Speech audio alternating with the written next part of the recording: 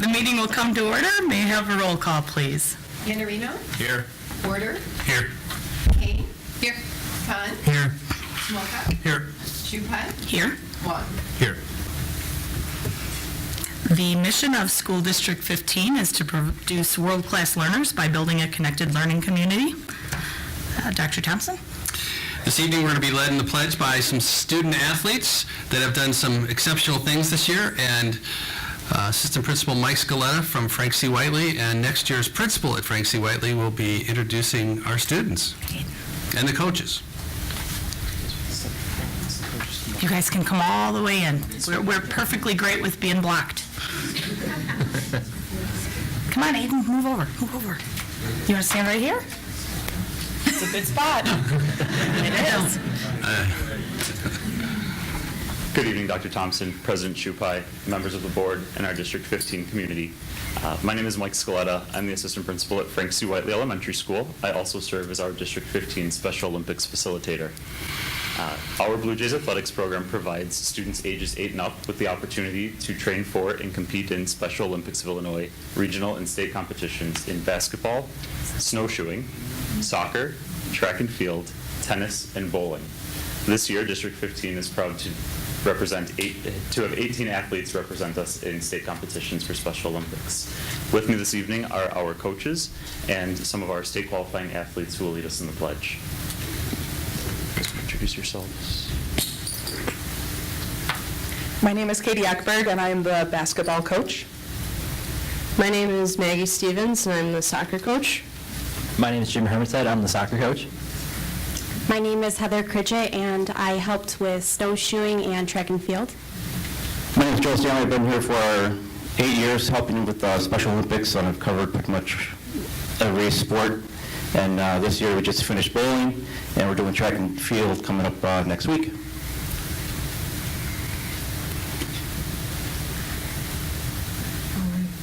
My name is Jackson, and I participated in track and field and basketball.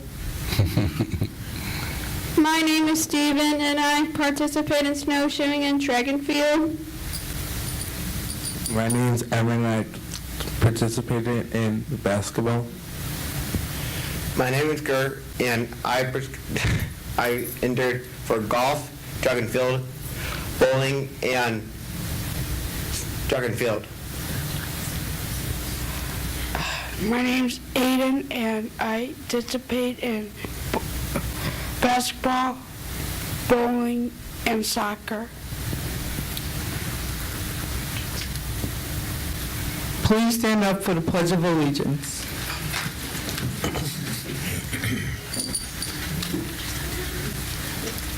I pledge allegiance to the flag of the United States of America and to the republic for which it stands, one nation, under God, indivisible, with liberty and justice for all. Thank you, guys. It's great to hear so many different sports and all kinds of great activities, and we really appreciate you being here tonight. Aiden, why don't you lead everybody over here, and I've got a pen for you. This pen lights up, and the Board of Education wants to thank you after school has gotten out to come lead us in the Pledge of Allegiance. That's really good.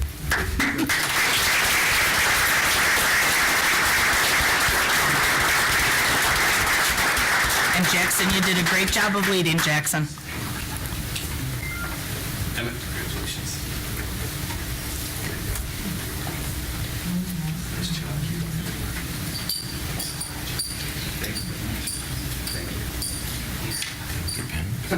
Jackson and all their teachers.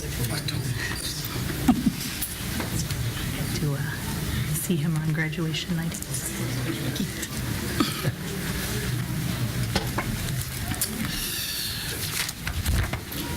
First item in my section this evening is to recognize some students. It's always the fun thing to do. And this evening we've got some members of the Lego League that are here to be recognized for their competition. Hey, you guys can keep walking. Keep walking. Don't worry about blocking. A lot more than some. Yeah. You want to make sure there's space for everyone to be seen.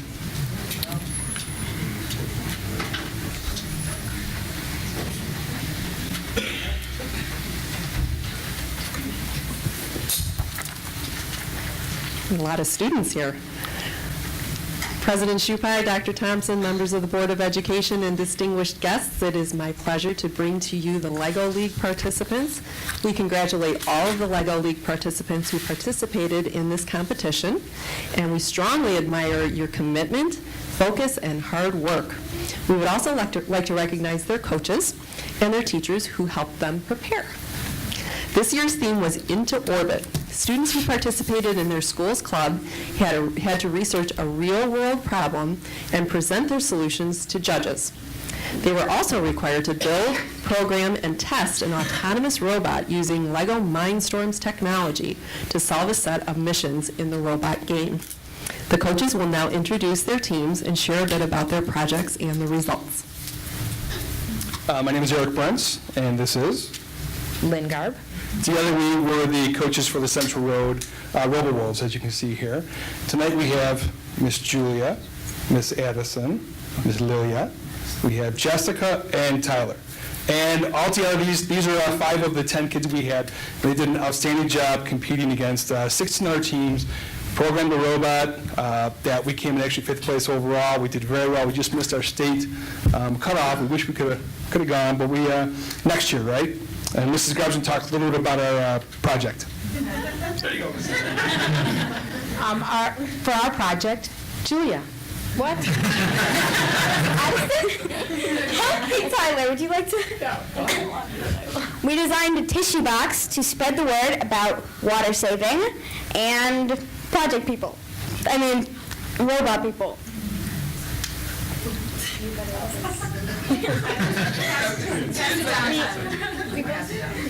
Okay, now we'll hear from Mr. Stevenson. Hi, I'm introducing 2 teams today. First is from Plum Grove. This is Max. His team did a great job on their competition. And this is Alex from Carl Sandburg. And we also did a great job in the competition. And we love LEGO because it allows us to be geeks. And it's an amazing club because you can build a robot and also learn about community service and about teamwork. So it's a great club. Coach. Okay. Good evening. I'm Gisela Grimaldos from Jane Addams School, and we are Robo Jaguars. We have a full team of 10, but today we're represented by Thomas. And we had a great season also. We started all our meetings with team building challenge, and the kids really enjoyed that. And we went to the competition on December 17th. We had a few hiccups. The kids were amazing. They did not give up. And because of their determination, we won the Judges Award for determination and hard work. So we're really proud of our team this year.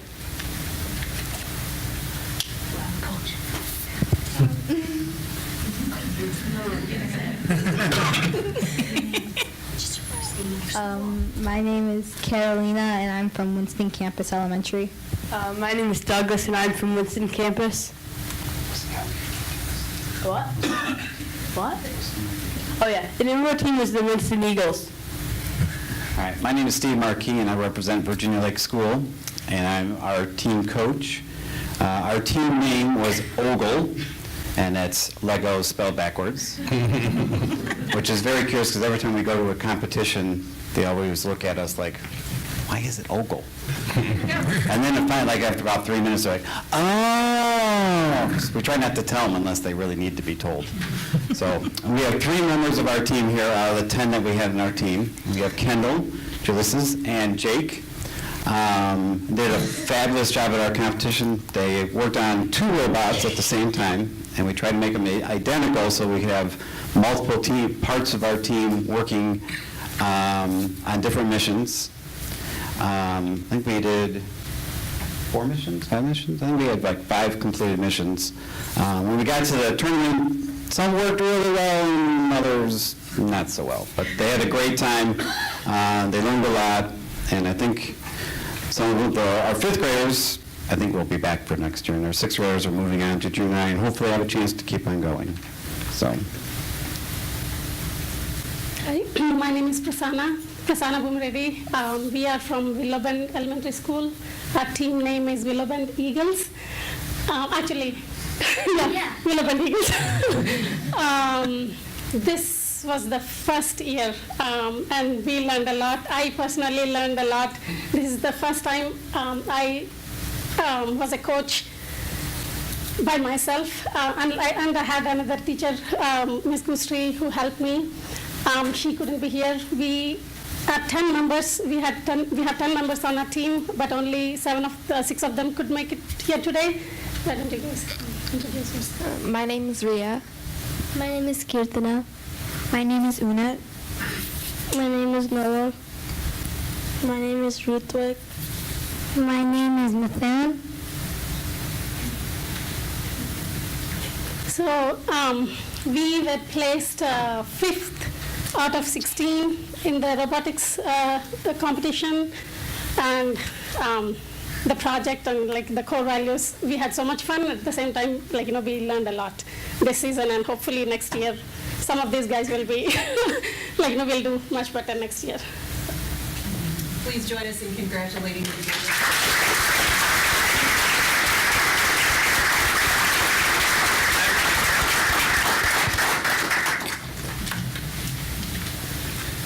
Before I give the students their pens for coming tonight, I just wanted to acknowledge the District 15 Foundation, the 1-5 Foundation.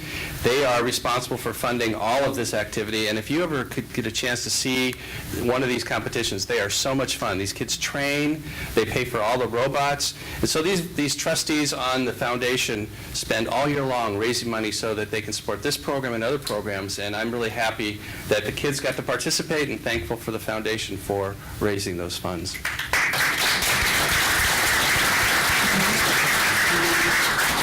It's all right. I'll live.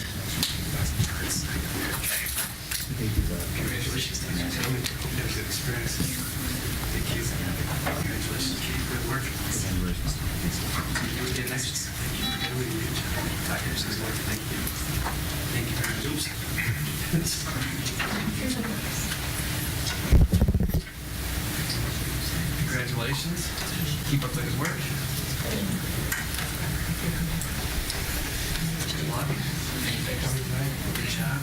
Keep up the good work. Good job.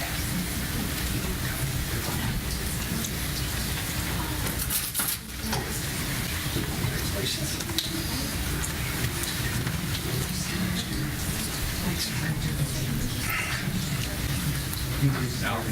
Thank you. Thanks for coming, guys. Keep up your work. I like the teacher. Good job. Good job. Even better next year. Good job speaking too. Perfect.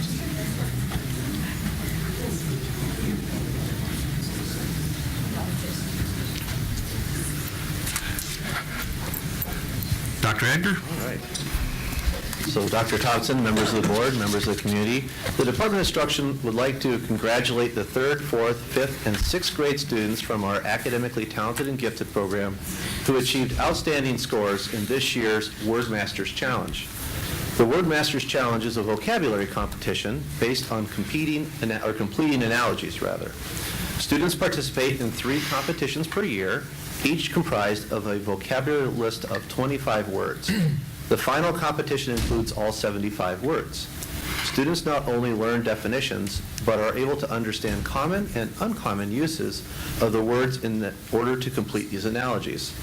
An example would be ostentatious is to swagger, is to furtive, is to, I'll wait for an answer.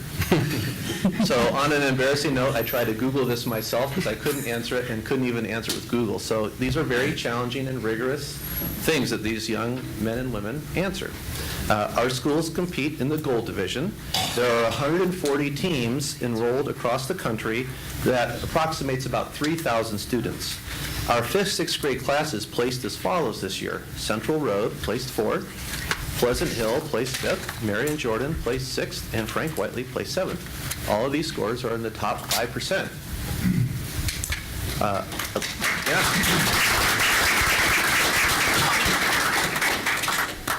So I'd like to take some time for our 2 representative teachers here to introduce themselves and the students that they have with them, and maybe say just a little bit about the Word Masters program and how well it fits into our classrooms.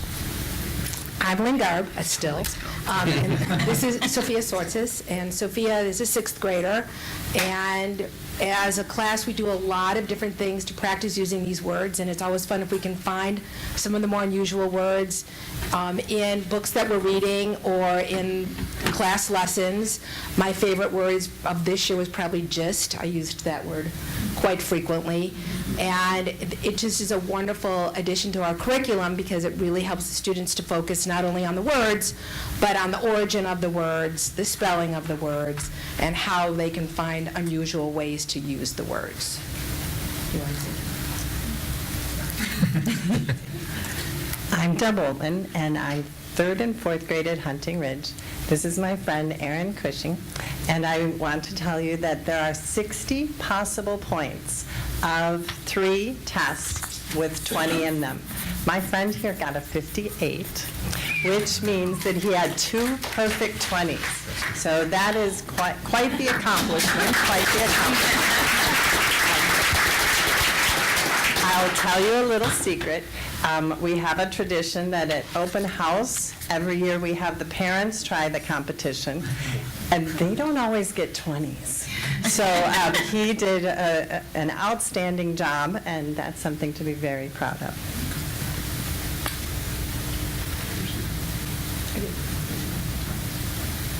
This is Sophia. You did it before. Okay. So we had several students achieve the highest honor score, and this category is reserved for those students who have finished among the top 2% in the country. So from our 3-4 gifted classes scoring 58 of 60, we have User from Whiteley, Aaron and Ronak from Hunting Ridge, and then from the 5-6 class scoring 56 of 60, Emily C. from Pleasant Hill and Sophia from Central Road. So congratulations.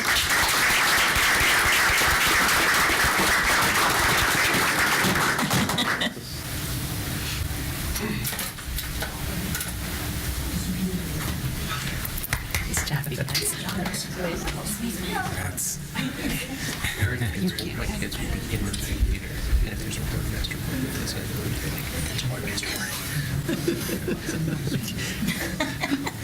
They used it in a sentence, a word master word. Because they like get points if the teacher uses it and they call it. Oh, that's so awesome. Like, it's insane. They totally geek out. It's the best. So we're going, Scott, we're going with B. B. For the analogy. Okay. I'll let you know how you score. Collaborative answer in case everybody is wrong, everybody goes down together. Yes, together, but I agree.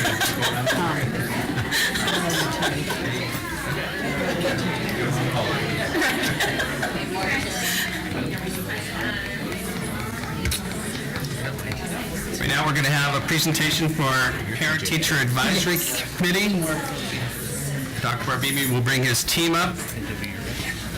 I'm going to make a slight adjustment in the agenda, if it's all right. I'll move the principal's report after PTAC.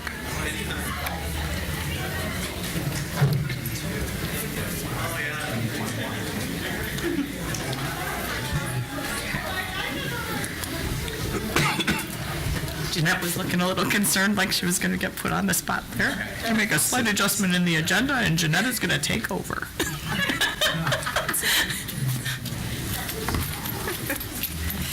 I thought this was PTA.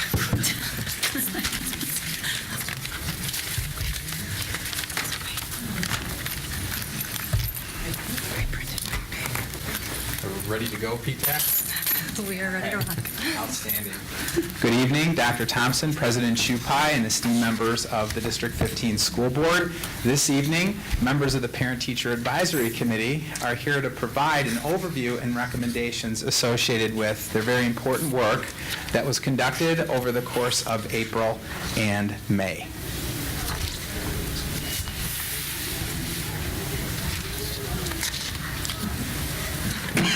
So, public school districts are required by law to have an annual parent-teacher advisory committee, PTAC, annually to review the district's student behavior policies and provide to the respective school boards recommendations for continuous growth and improvement over the next years. And what we will be sharing this year is PTAC membership, the process that we took, what the data told our meetings, recommendations, and we will answer any questions that the Board of Education has. Will you introduce yourself, please? I'm Joshua Marin, and I'm a student at Woodston Campus Junior High. Thank you, Joshua. And at our PTAC meeting, we had 4 students, 3 parents, 3 teachers, 3 building administrators, and 3 district administrators. Should we all introduce ourselves? Yes. I'm Jeanette Harris, and I'm a parent at Lincoln and Sunling. I'm Laura Swellman. I'm an Assistant Director for Research and Systems. I'm Patty Van Winkle. I'm the principal of Central Road. I'm Kelly Rice. I'm the assistant principal at Walter Sunling. I'm going to start with an overview of the process that our committee went through. I'm so excited to share the extraordinary work that we were able to take a part of. So during our first meeting, we provided the committee with an overview of the current policies and procedures that we are currently implementing as a district.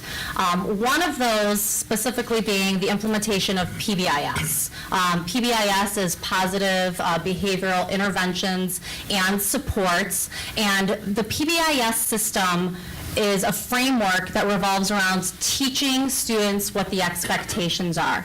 And we teach those in our district through PBIS boot camp, and we also utilize cool tools that are implemented throughout the school year.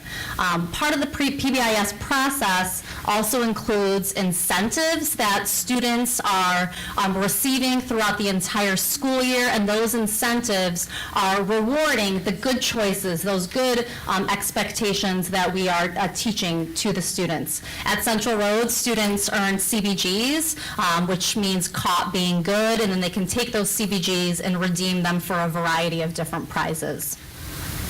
We have extended PBIS to our school bus drivers this last school year, as well as our CARE program. So it's really exciting work. Last year, the PTAC committee recommended that all District 15 schools be taught Expect Respect. Specifically, the green team teachers who are part of the committees be trained with Expect Respect, and what that is a framework that allows for bullying prevention. It really truly empowers students to put a stop to bullying, and that was accomplished this last school year.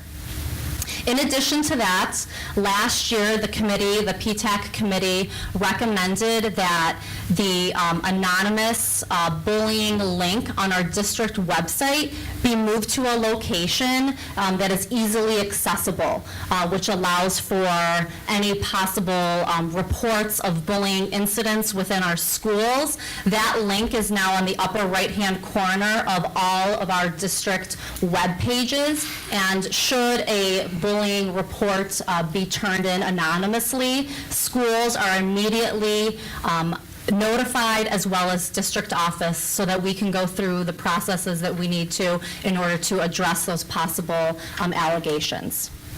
All of the district administrators were trained on how to respond to student misconduct. Last year, we implemented a common office disciplinary referral form, an ODR, and that form ties board policies with student misconduct that should be addressed within the office. We are also identifying the time of day that student misconduct occurs, the location that that misconduct occurs, and the grade level that the child is in, so that we can then analyze that data and make recommendations for additional implementation of cool tools across our buildings.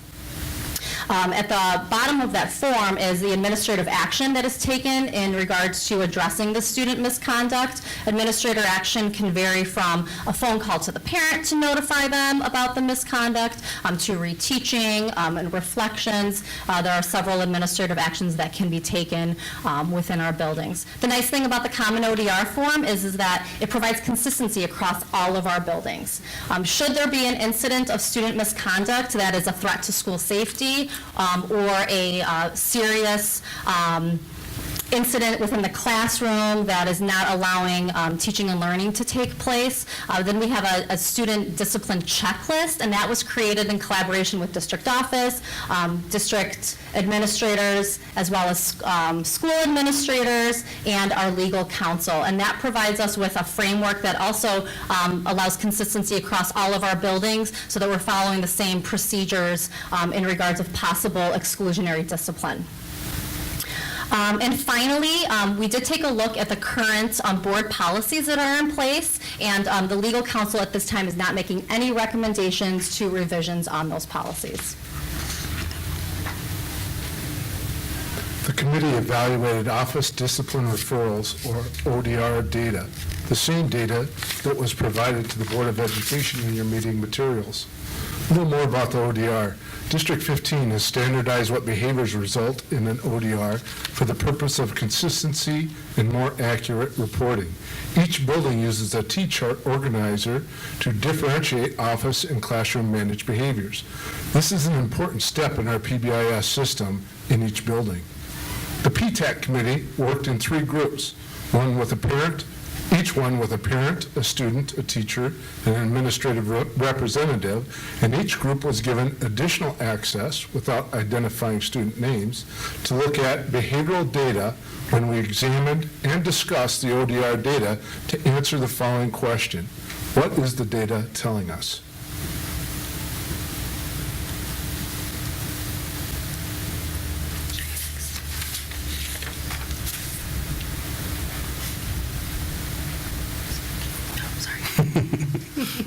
So the committee brainstormed and evaluated the policy, procedural practice, and changes to consider for 2018-2019. The committee redeveloped the recommendations that are being presented this evening at the Board of Education.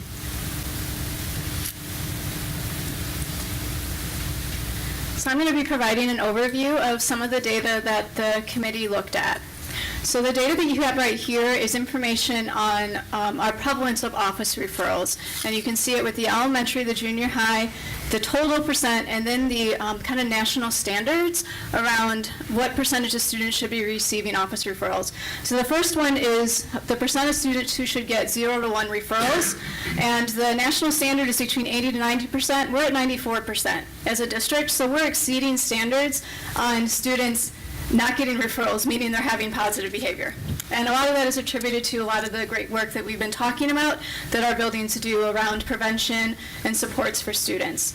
And then when you look at 2 to 5 office referrals or 6 or more, we're within those standards. So overall, we're doing a pretty good job as a district in terms of preventing student discipline and preventing students from getting multiple occurrences of discipline. So the next data that we looked at was really in regards to examining who is getting office referrals. And this is in relation to disproportionality, meaning is there a difference in the percent of referrals based off of student membership in a group. And so this first one right here is looking at our junior high schools in relation to ethnicity. And we have those red arrows kind of pointing to the areas where there's disproportionality, meaning there's a difference between the percent of students in our district who make up that in that category versus the percent of students getting office referrals. So you can see for Hispanic, there's a disproportionate percent of students receiving office referrals, where for, so like white, it was less. So it's still disproportionate, but less percentage. relative to the district.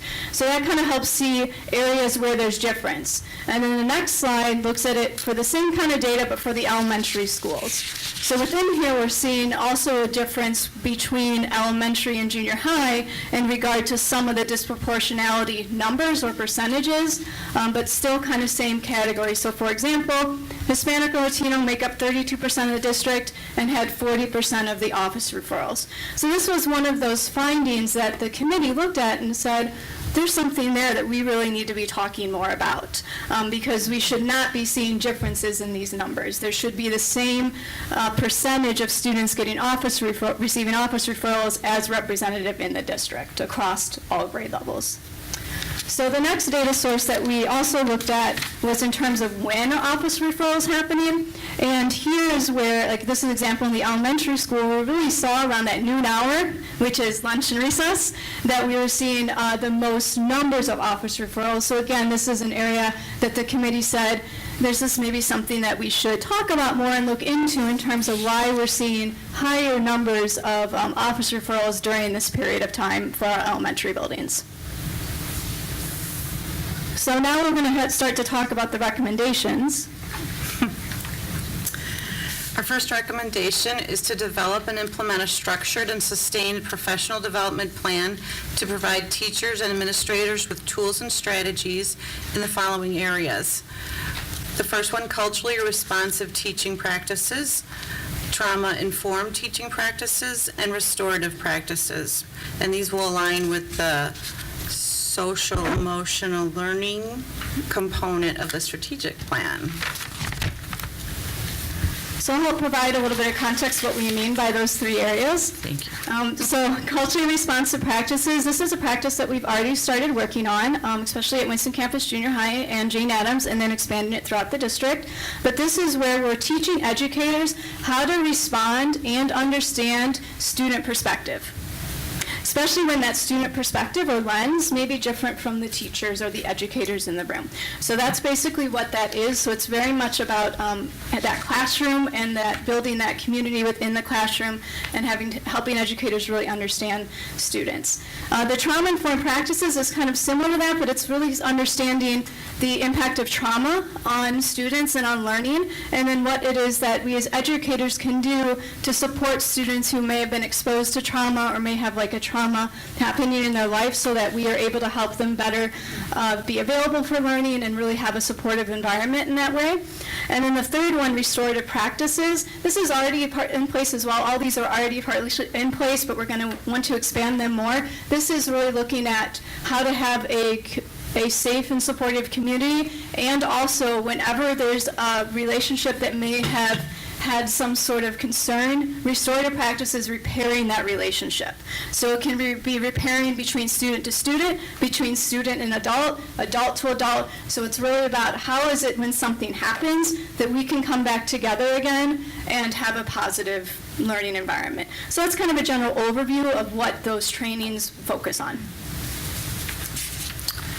And our second recommendation is to evaluate the noon hour lunch recess practices with a focus on the following: examining how our PBS systems can be adjusted to improve student outcomes at lunch recess, review the expectations for lunch recess supervision and the training modules associated with these, and examine the lunch recess supervision staffing levels. So last year, we developed guidelines for training for all of our lunchtime supervisors, and that training was provided by the school administrators, and we want to take a look at those training modules and possibly make some adjustments to them so that we can see different data in our implementation of PBIS. And I mentioned cool tools earlier. That's another area that we want to take a look at. And what cool tools are, they're lesson plans that provide students with what expected behaviors we would like to see in specific areas. So we really want to take a look a little bit deeper to see what additional cool tools could be utilized in order to address the high amount of office referrals that we do have during the noon hour. And finally, we would like to open up this time for any questions that any board members have for our committee. Could you give an example of, when you're talking about culturally responsive teaching practices, I mean, I understand it as you described it, but maybe an example of what that might entail? Yeah, so it might be an example where you might have a student who enters the classroom really excited and talking and just very boisterous, where the expectation might be that they enter quietly. Where in this instead of reprimanding the student and being like, don't do that, you say, I'm really excited that you're so excited. So you first acknowledge them, you say, I'm really happy that you want to be here. And then you then you go through that the expectation is here. So instead of saying there's something wrong or you're a bad person or giving that kind of message, you're saying, I acknowledge you as a person, I really appreciate you as a person, and then reteaching that expectation. I have a question on I remember last year this presentation, the subject matter was slightly different, but one of the things that came up was putting the bullying link front and center, which obviously has happened. Is there a feel for what type of responsiveness we get in terms of bullying reports entered through the website or things that kids have access to? Did that number increase with the adjustment and where it is? We did, as a committee, take a look at the prevalence of bullying in terms of all of our office discipline referrals, and it was a very small percentage of the overall total of office discipline referrals, so that's good. That being said, no single instance of bullying is good. This is an area, President Chupai, that we're going to have to take a closer look at as a part of our efforts in terms of bullying prevention and response as a general rule. So it's a future focus area for us to take a look at the reports that we do receive. I believe Principal Van Winkle did share that when a student, whether it's anonymous or not, or a parent, sends in a report using that online reporting tool, what happens is the principal, the assistant principal, and then several people in the central office, in my office in particular, as well as myself, get that. But we have not been charting exactly what that data means, because another important group will be doing that very, very shortly in terms of reviewing our bullying prevention response plan, which is required. It's an annual requirement, and that'll be coming up over the summer and early parts of the fall. All right, great, thanks. Does your committee catalog, are they categorized, when you say bullying was a small percentage, are there broad categories that they're put in that you can look at the data that way as well? Yes, and this is that common office referral form that we talked about. So we do look at the top categories, and this committee looked at that as well. So examples of categories that may be higher were things like physical aggression or multiple minors or defiance, and all of those are aligned with board policy. So each of those have a definition, and that definition is very much aligned to what our board policy indicates is defiance or bullying, for examples. So that's right, bullying is one of our lower categories when you compare all 15 of them or so that we have. Is the disproportionality consistent across categories, or is there a blending of occurrence and some of the statistics here? I don't know that we analyzed it in that way, but it'd be interesting to take a look to see if that would be the case. We kind of looked at it just in general. Right, generic, just numerical. That makes sense. On the subject of numbers, when you talk about disproportionality, do you also extrapolate that across gender? Yes. Yes, so we do have that data across gender as well, and that's something we did look at. I don't have it in front of us, but that's another category that we're able to see. I just can't remember off the top of my head what it says overall, what it said overall for the district, but we are able to look at it across multiple categories. Okay.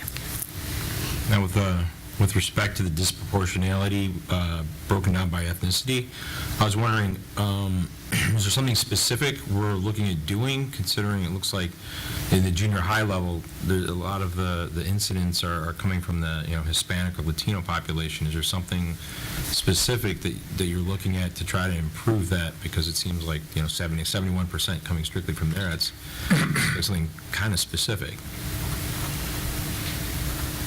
Sure. The culturally responsive teaching is the primary action to address that. So the thinking behind that and what the committee had talked about was that we believed a lot of that came from how it is that we are addressing the needs of the students and understanding any differences.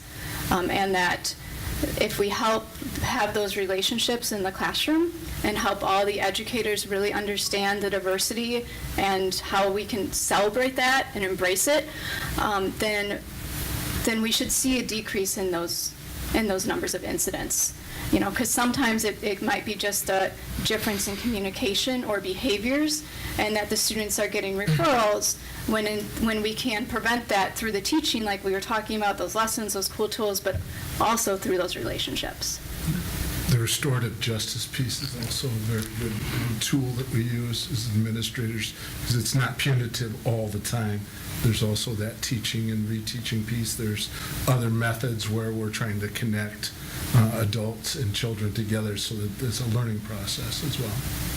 Okay. When you're saying connecting adults and children, are you talking about within their families or within the It could be a school? teacher and a student, or it could be two adults working together to try to find a process to help that student learn, and that restorative piece.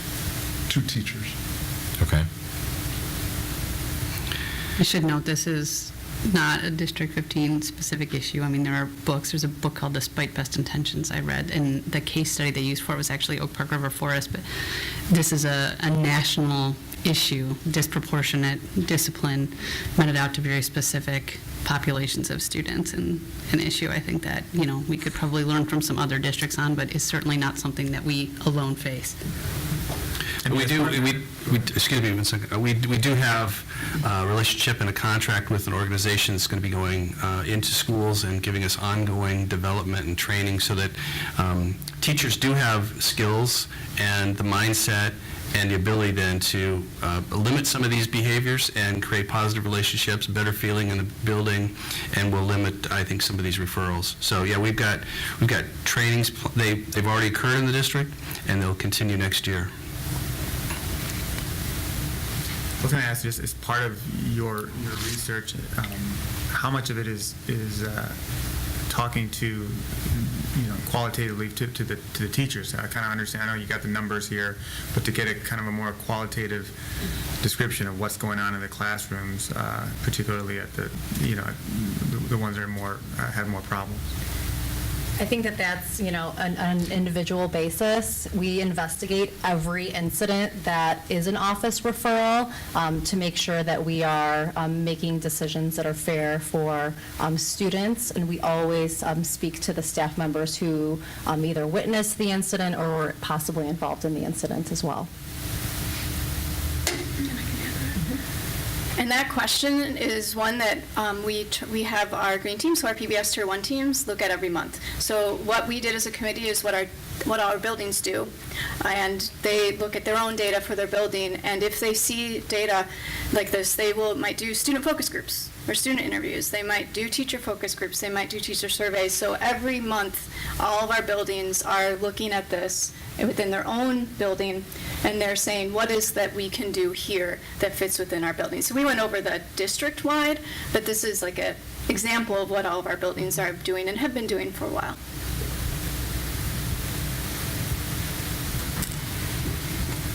Well, I want to congratulate the committee on good work. Appreciate what you've done. You've given some direction. I think there's going to be some changes occurring because of your work. And Joshua, you for coming tonight and for being a part of the committee.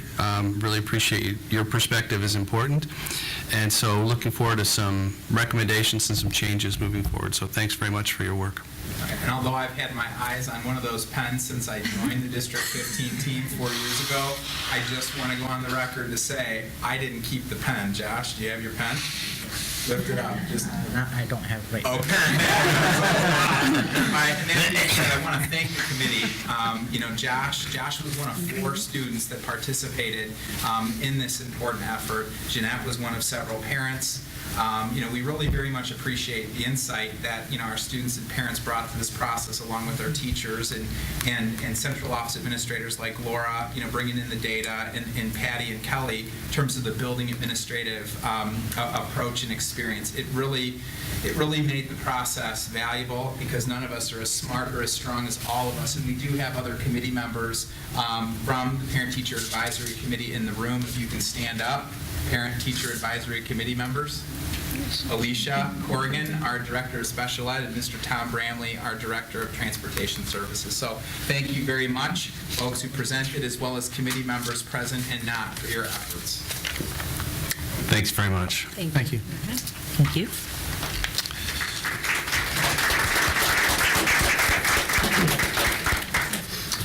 So the next item in my section, I'm going to invite Mary Beth Kneppel and who else is back there? Christine Orland, come on up and tell us about your schools.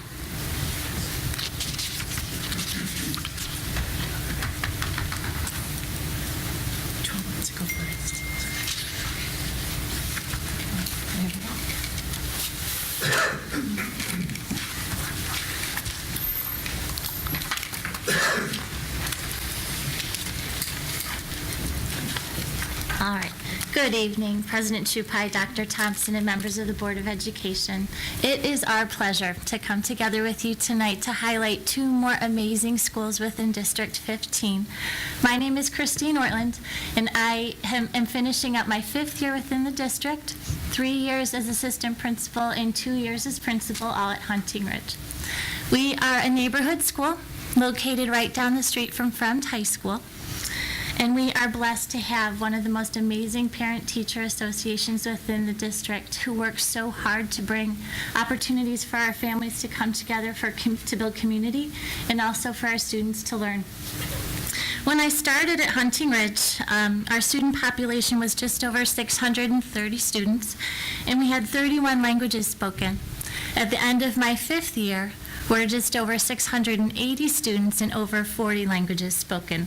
So that is something we're very proud of, to really reflect so many cultures, around the world. We currently house the district special education transitional kindergarten program. We're one of the district sites for the academically talented and gifted program. And we are finishing our 2nd year partnering with Kids Hope mentors from our larger community. We've spent the past 2 years working with the Children's Home and Aid Society, talking with their parents and their teachers and their preschool students, getting them ready to enter kindergarten at District 15 schools each school year. And finally, we really work to connect with our Fremd High School students. They come to our school to act as athletic mentors and high school helpers with students across the building. Our staff works tirelessly to really bring some new opportunities for the kids to explore athletics and music and academic and service clubs each year. So we are very proud of that, and our goal is to really help kids find something that is special within each child so that they can grow and develop it and then share it with the world. Thank you. Thank you. Good evening, President Chupai, Dr. Thompson, Board of Education, parents, and meeting attendees. My name is Mary Beth Kneppel, and I am principal of Lincoln Elementary School, located off of Hicks Road, behind Prince of Peace Church. I have been part of the Lincoln School community for 13 years, 6 years as the assistant principal, and 7 years as the principal. I've been in this district for my entire career, working as a teacher and administrator at Marion Jordan, and an assistant principal at Lake Louise School and Hunting Ridge School. My first memory is helping my mother do bulletin boards as a 6th grader at Lincoln School when she was a teacher there. Long time. We currently have a low enrollment of 781 students. We are a K through 6 building, and we have approximately 4 to 5 sections per grade level. We have approximately 100 certified and non-certified staff members. We have no self-contained or gifted classrooms at Lincoln, but we do have bilingual self-contained programs for K2 and a grade 3 bilingual self-contained classroom. And this classroom is in place to provide support for students bridging into English. We have a team of 4 bilingual resource teachers who serve grades 3 through 6, plus some students in K1 and 2. Our school community is proud of our diverse student population, and we are a Title I building, and half of our student population do receive free and reduced lunch. We have 13 buses, various daycare vans, walkers, and car loop users using our campus arriving each day. Lincoln continues to be a proud member of the No Excuses Network of Schools for 11 years now. Our mission, we are committed to creating a school that knows no limits to the academic success of each student. It continues to flourish at Lincoln School. Our focus this year was to foster servant leadership throughout our building to enhance our school culture. We worked hard with our PTA and with our community to connect with others to make our community a better place. Some events we had this year, NEU Parent University Night, where we reach out to the community, come in and have timely workshops for our parents. We had students come to that event and put together school supplies for schools impacted by the hurricanes in Texas.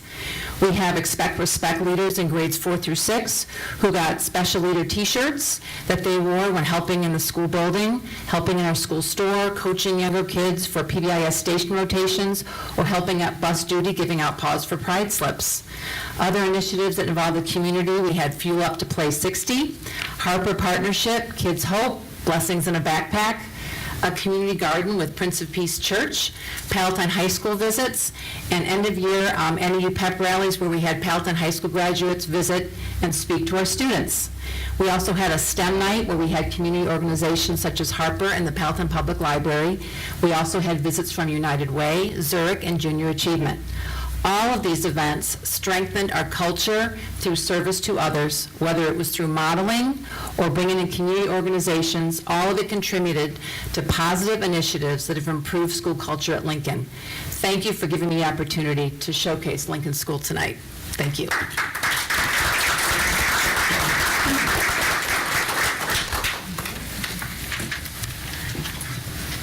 Thank you, Christine, Mary Beth. Next item on my agenda is talk about the tentative budget, and Corey Boltmeyer is going to come up and share some information about our tentative budget. Bless you. Thank you. Taking the pain. He's on here too. Just do that the next one. He does projections. What I see on there is what's over there. Good evening, Dr. Thompson, President Shupai, members of the board. We just have a short presentation on the 2018-19 tentative budget. As I go along, if you guys have any questions, feel free to chime in at that point, or if you want, you can wait till the end. Either works for me. The first slide was cover the major assumptions. All the budget guidelines that were approved back at the February board meeting are incorporated in the tentative budget. It includes 2% raises for the bargaining agreements that were settled, an average then for the administrator and non-represented employees. It also includes an increase of 4 full-time instructional coaches for the over what was in the 18-19 over what was in 17-18 for the 18-19 year. And then lastly, it includes half a year of a new lower rate for IMRF, which is a little over 2% lower. It's just a preliminary right now, but historically the final IMRF rate is not much different, if at all, from the preliminary rate. This slide's a little bit outdated already. The state does have a budget, so what you see in there, has been signed by the governor. As it relates to us, while that has been signed, it's still probably going to take us a little bit of time, and hopefully we'll have that information by the time we present a final budget later this fall of how much additional tier funding we'll get out of this $300 million for 18-19. And then also within that budget, it has transportation funding remaining flat. This slide includes a breakdown of revenue by our major categories. Not surprisingly, property taxes for District 15 is a little over 76%, and then state sources are a little over 21 million, or 13.8%. The next slide shows, the base funding that we had in the first year of the evidence-based funding model at 15.2. And then the two lines I want to point out, the additional tier funding of $384,000, and then the SEL grant line, which is a state bilingual grant that we received an extra $454. Those two lines, while they were awarded to us for 17-18, we really didn't know about them until early spring. They started paying us in April. So it's a little over $800,000 for the 17-18 year that, was nice to have, but, they basically gave it to us in the last 3 months. The nice part about that, and with the way this new funding model is supposed to work, is whatever additional tier funding you get, it then becomes your base for the following year. So the line that shows 16.12, that should be our base funding going into the 18-19. As I mentioned before, we will get a portion of that $300 million. What that amount is, probably a couple $100,000 will definitely be less than the 384, but, more than zero. At this point in our budget, since we don't know the exact amount, we've budgeted for the 16.12. As we get firm numbers, we'll update that for the final budget in September. And this next slide breaks down the expenditures, by major category. And when you add them all up, you get to, roughly 90% of the district's total budget. The top two lines, salaries and benefits, combined for over 75%. You have capital projects in there, $8 million. Some of those items, while they are large individually, utilities, the maintenance, transportation, food supplies, tech, at the end of the day, what's really going to drive District 15 spending is going to be the salaries and benefits. Our next slide shows a couple of things. One is the CTE count that we have budgeted, and then also it goes back and it compares to what we had projected during the negotiations of the teacher's contract. So as you can see, the difference is very, very, very close. One thing to point out is this comparison does not include the additional 4 instructional coaches that will be paid for with additional evidence-based funding for the 18-19 school year.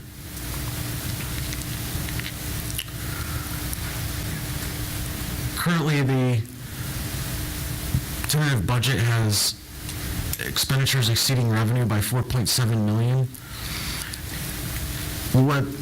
What should be noted is that when you take away the 8.8 that we've planned to spend on capital projects, such as the curtain wall projects at a couple of schools, at that point, then the revenues would be exceeding expenditures by just over $4 million had we not done those capital projects for the 18-19 year. So really what that means is that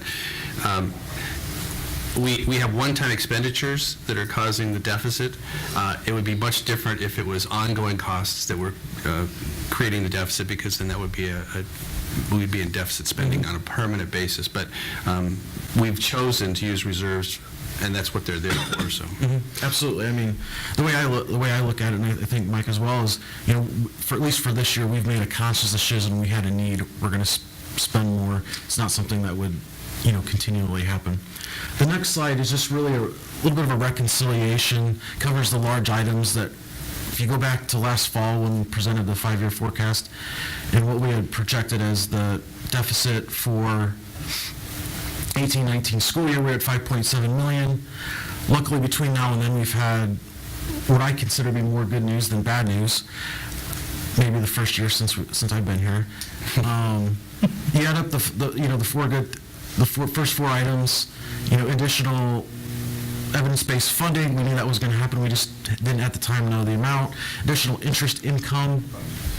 Since in the last year we've seen interest rates, some of our investments go up over 2%. In the previous fiscal year, most everything we were doing was like in the mid, like 50 or 60 basis points, which is like 0.5%. Even in what we've projected, this is probably 6 weeks old. I think interest rates have gone up another 15 or 20 basis points. So, I think as we look out into the future, there's even more opportunity for increases in interest income. the reduced IMRF expenditures, one thing to keep in mind, that's only half a year's worth. A full year would be worth roughly $600,000 for us. Increased transportation reimbursement. And then the increase in Fund 60 expenditures.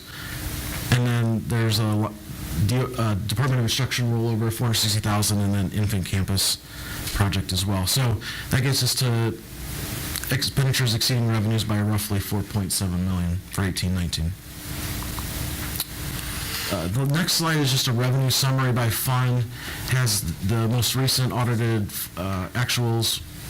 It has the adopted budget for 17-18 and the tentative budget for 18-19. You see a little over a 4% increase in total revenues for the district. On the expenditure side, very similar slide, except that the increase in total expenditures is just a little over 1%. And one last slide, a little fund balance summary, similar columns. We projecting to end the year with, the 4.7 expenditures over revenues or fund balance of roughly 32%. One thing I would leave everyone with is, at least compared to the last few years, at this point in the budgeting process, there will still be some tweaks here and there before we come back in September, but with the passage of a state budget, some of the positive things that we've seen over the last year, it's just probably is, confident or, comfortable with the kind of the budgeting process. For the last several years, we weren't even sure what the state budget is. At least now we know with quite certainty, roughly what we're going to get. So, still a few tweaks, but I think this is a really good starting point. Any questions? Just with the IMRF being, can you explain why it's only 6 months? Because when you're looking at the 18-19? Yeah, so the IMRF pension program, while we run on a July to June fiscal year, the IMRF operates on a calendar year basis. So every time they set rates, when they get, actuarial reports, if you were to look into our annual audited financial statements, our IMRF liability in there is always stated as of 12/31, so they're always off a little bit. So, when they recalculate everybody's rates, they just, whether you're a municipality, park district, school district, you're going to start January 1. Okay. And for a lot of municipalities, they have a similar fiscal year. School districts, we just happen to be June 30. So, okay. Just a couple highlights I'd like to mention is that, this budget will then be seen in the context of the 5-year forecast when Mike does that in a few minutes. And I think that'll help you understand the strong financial position of the district. That the Board of Education traditionally has indicated that they'd like to have at least 30% of reserves in their fund balances, and you can see after next year we're anticipating having about 33% of our is that right, Corey? 33%. Yeah. Yeah, so, it's 30. But you'll see with Mike that will change and we'll be in a much stronger position moving forward. The other thing was that when we did do the contract, as Corey pointed out, contract negotiations with the teachers, we anticipated that the total cost of teachers' salaries would go up less than 1% on average for all 10 years, and the comparison he showed you there was really apples to apples, and you can see we're extremely close to what was projected, and we're confident we'll continue to hit those numbers, and over the course of 10 years have an average of less than 1% increase on those salaries. Corey rightfully points out that we didn't anticipate getting this extra $800,000 from the state, $150,000 from the state, and that will fund those extra 4 positions. But when we compare how well we're doing versus projections with the negotiations, we want to do apples to apples. So they're just about a half a teacher off on those, but you can see it's just about $40,000 off, and actually to the good. To good. So Mike did an excellent job through that, and we just need to celebrate that. That's going to really be something that I think will keep the district in a strong financial position moving forward. No other questions for Corey? Nice job. All right, thank you. All right. As Mike comes up to talk about the 5-year projections, what many of you probably don't know is that he spent 17 years in Troy, Michigan, before he came here as the chief business official there. Yes, correct. And probably for at least the last 10, he was slashing budgets because of the lack of revenue. And it was the most miserable job to continue year after year to try to find ways to save money. So Mike is feeling pretty good about being here and our current position. No, it's a very true statement. I think the last 8 years I was in Troy, they changed the way they funded schools back in 1994, so 8 years in a row we cut our budget. So it's not much fun as a business manager or as a school employee having to cut your budget and reduce staff positions, et cetera, over an 8-year period. So, and we've had our challenges here, we have, but I think based on what we've seen today, what Corey just presented with tonight's budget, excuse me, as we see going forward, we're in a much better position, at least than I was in Michigan, and I think than we were even a year ago here in District 15. So as Dr. Thompson said, the 18-19 budget obviously is going to be the base, right, going forward for our 5-year projections. Corey had rightly pointed out about 75% of our budget is based on property taxes. We assume a 1.5% CPI in future, that we can increase our tax levy in future years. Over the last 5 years, it's been 1.5, 0.8, 0.7, 2.1, and it will be 2.1. So the levy we present in November, December this year for 2019 will be 2.1% because that's based on the CPI rate for 2017. So we already know that's 2.1%. The Federal Reserve has set a target inflation rate of 2.0%. That hasn't changed in the last couple of years. So an additional 0.5% increase in the CPI gives the district about an additional $625,000 in increased property tax revenue. Conversely, if it's 1.5 instead of 2, that's $625,000 less. But and I'm going to ask Corey, I'm going to put him on the spot. What is inflation running at to this date? Do you remember? The last time I looked, it was up to like 1.6 already.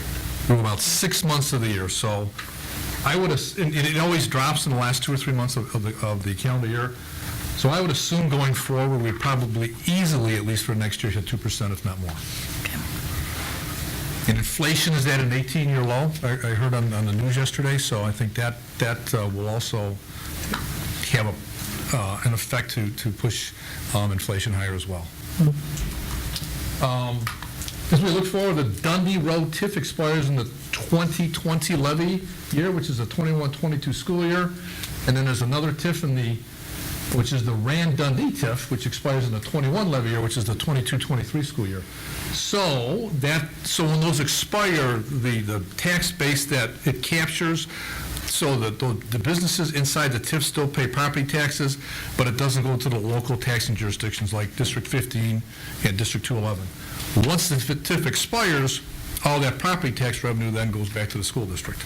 And at this point, Mike, they cannot, I mean, in the back of my head is this whole idea of re-TIFing, like what 214 is fighting right now. Well, for 23 years, I think, in theory, they could re-TIF it. I don't think that there's enough development projects left to do in those TIF areas. Right. So I'd be highly, highly doubtful, and I think Dr. Thompson agrees, that we would see them extend either one of those TIFs. Yeah, well, we talked about it at the Finance Committee and kind of agreed it was unlikely. It's not impossible, but every indication we've gotten from the village and the village manager is that they won't be pursuing that. Gotcha. And the village has managed those TIFs in such a good way that they've provided us with rebates, over millions of dollars worth of rebates that or excess funds that they've given us that they didn't need. And so we're very confident they're going to roll off. Yeah, and the funds that Dr. Thompson is referring to is actually a line item in our capital projects fund, Fund 60. So all those rebate monies we put into Fund 60 to fund our capital projects. So combined, the Dundee Road TIF would be about an additional, at today's dollars, $865,000 in additional property tax revenue, and another $85,000 the following year in the Rand Dundee TIF. So that's what, $950,000 between the two. We also assume no property tax freeze going forward. That's been talked about the last couple of years in Springfield. Surprisingly, there's been no talk at all this year about property tax freezes in Springfield. I don't even think it was even brought up during the whole budget process. Frank, is it an election year? It is. So that could still happen as we look 5 years out, but at this point, we don't have anything to base that on. So this is, as Corey pointed out, we're now, 17-18 was the first year of the new evidence-based funding model. So there's really 3 stages on how that's determined. First stage, determine the cost of educating all students. There's like 28 different, distinct and different factors that are used. And then ISB will measure each district's local resources to get an adequacy target, and then distribute additional state funds, which was the additional $360-some-odd thousand that we got this year, until districts meet their adequacy target. Completing steps 1 and 2, there's a ratio that determines how far a district is from reaching adequacy. So all districts have a hold harmless, a BFM as we call it, base funding minimum. It's a guarantee that no district in the which guarantees that no district will issue less than 18-19 than it did in 17-18. And actually, we go back a year since we're in 17-18, actually guaranteed us in 17-18 that we would get no less money than we did in 2016-17. So we do have that base. It's recalculated each year. So if there's additional tier funding, that goes back to the districts. There are Tier 1, Tier 2, Tier 3, Tier 4 districts. Tier 1 are the districts that are farthest away from meeting their adequacy target, and districts in Tier 4 are the most highly funded districts on the other end of the spectrum, which we'll see in a slide or two. So additional $350 million in tier funding in 17-18. We saw that in the last presentation. About $350 million came to District 15. An additional $300 million in 18-19 in tier funding. We got $354,000 out of the additional tier funding in 17-18. It's probably safe to assume, I would think, that we would get $200,000 to $300,000 additional in 18-19. ISB hasn't run those numbers yet, so we don't know. So as Corey had said, we haven't budgeted anything for that, although we do anticipate we'll get additional money. So the goal is for all districts to be adequately funded by 2027. And ISB has pointed out that $300 million per year, additional funding, adequacy will not be reached by 2027. ISB has testified an additional $7 billion would be required for all districts to meet adequacy. Our adequacy level is 80%. Just for comparison, Cicero 99 is at 56%. Sunset Ridge 29, which is around Glenview, right? Glenview, Northfield? Northfield up there, at 234%. So if you go on, and I didn't put this in, but if you go on the ISB website and you look at the calculations for adequacy target, so District 15 is at 80%. For District 15 to get to 100%, it's an additional $31 million.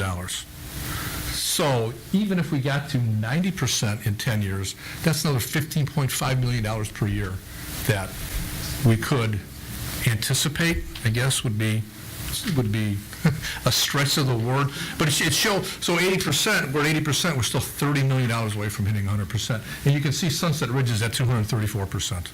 So over the next 5 to 7 to 10 years, how much of that 30, well, assuming at 90%, how much of that $15.5 million will we get? We don't know. We got $300 million more. It's interesting, I heard on the news this morning that while most people are celebrating that Illinois passed a state budget, Standard & Poor's says, oh, this is more of the same. You know, our bond rating for the state is 1 notch above junk bonds, so they're not too thrilled that we have a budget even this soon. Right. They wanted to see reductions in spending in that. So as we look at it going forward, I would think, wow, we could get a lot more money because we have to get to at least 90%. But then we have the other outside forces saying that we still have to, that the state of Illinois still has to get its fiscal house in order, so maybe we won't see those increases. It's just too soon at this point to tell. Again, that's the same graph that we saw in the other presentation. Supplemental English language, supplemental English language grant, that's the bilingual. So 16.12, so we assume that that's what we're going to get in future years going out. I'm sure that'll go up, we just don't know to what extent. In interest income, and Corey talked about, it's interesting, when we look at interest income and what we budget for that, I went back about 10 or 15 years, the lowest amount that the district received in interest income for investing its excess funds, back in the 11-12 school year, for all funds excluding debt, $85,732. The most we've been able to realize, $2.2 million. We budgeted $281,000 almost this year, and we have a budget of $1,245,000 for next year. So nice increase. Corey had pointed out rates have even been going up since we finalized this about a week ago. The Federal Open Market, the FOMC, the Federal Open Market Committee, meets next week. That's the Fed committee that sets the prime rate and the interest rates. And I was reading about 2 days ago that they're thinking maybe that rate may go up another 25 basis points next week. So as that rate goes up, every time the Fed makes that, and that rate goes up, then the amount that we can invest our money in goes up. So we may even be low at $1,245,000. I would think that we are at this point, but we budget conservatively. And Mike, what's the average duration of our investments so that we can capture, so both we can capture that and that we're sensitive to those types of changes? We've been going short-term lately, and we've been going short-term because we know rates are going up. So we don't want to invest for, 12 or 18. We could probably even go out 24 months. Right. But in an environment where interest rates are going up, we want to stay short-term. So we're going out like 3, 6, 9 months. Okay. And we have some that are about a year. A small portion of the portfolio is short-term. But because rates are going up, we invest short-term. If we were on the other side of the spectrum where rates were going down, then we would go long-term because we would want to lock in the investment rates. Okay. And Corey talked about our IMRF rate, which I was as shocked as probably anybody. So that's the rate that we pay for all of our employees that are in the IMRF, Illinois Municipal Retirement Fund, retirement system. To go back, our rate was 12.56, as you can see, in 2013.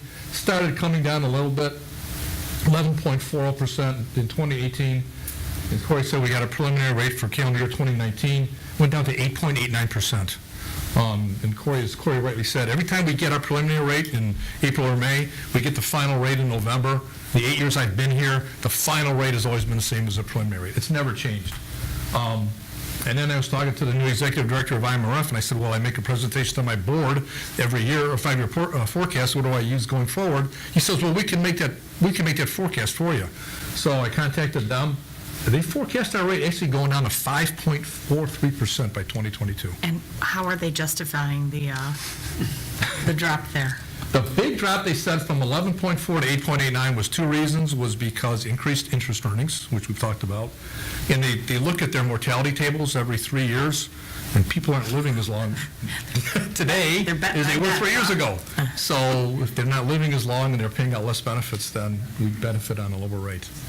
I guess that's real. It's not smiling, but it's real. And it's also, it's not necessarily mortality, it's the combination of retirement and mortality. So it's time spent in retirement is shortening. Less time. So it could be either end of the spectrum. Yep. Everybody's working till they're like 80. Yeah, people are working longer and waiting longer to start getting the benefits, then the duration that you spend in the benefit period is lessened.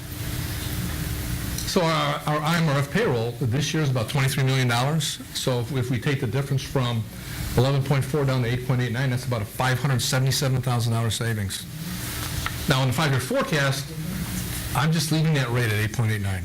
I could bring it down, but again, we want to be conservative. We'll see what the rate is a year from now. Yes. But if that goes down to 5.43%, we'll see more substantial savings going out in the future as well.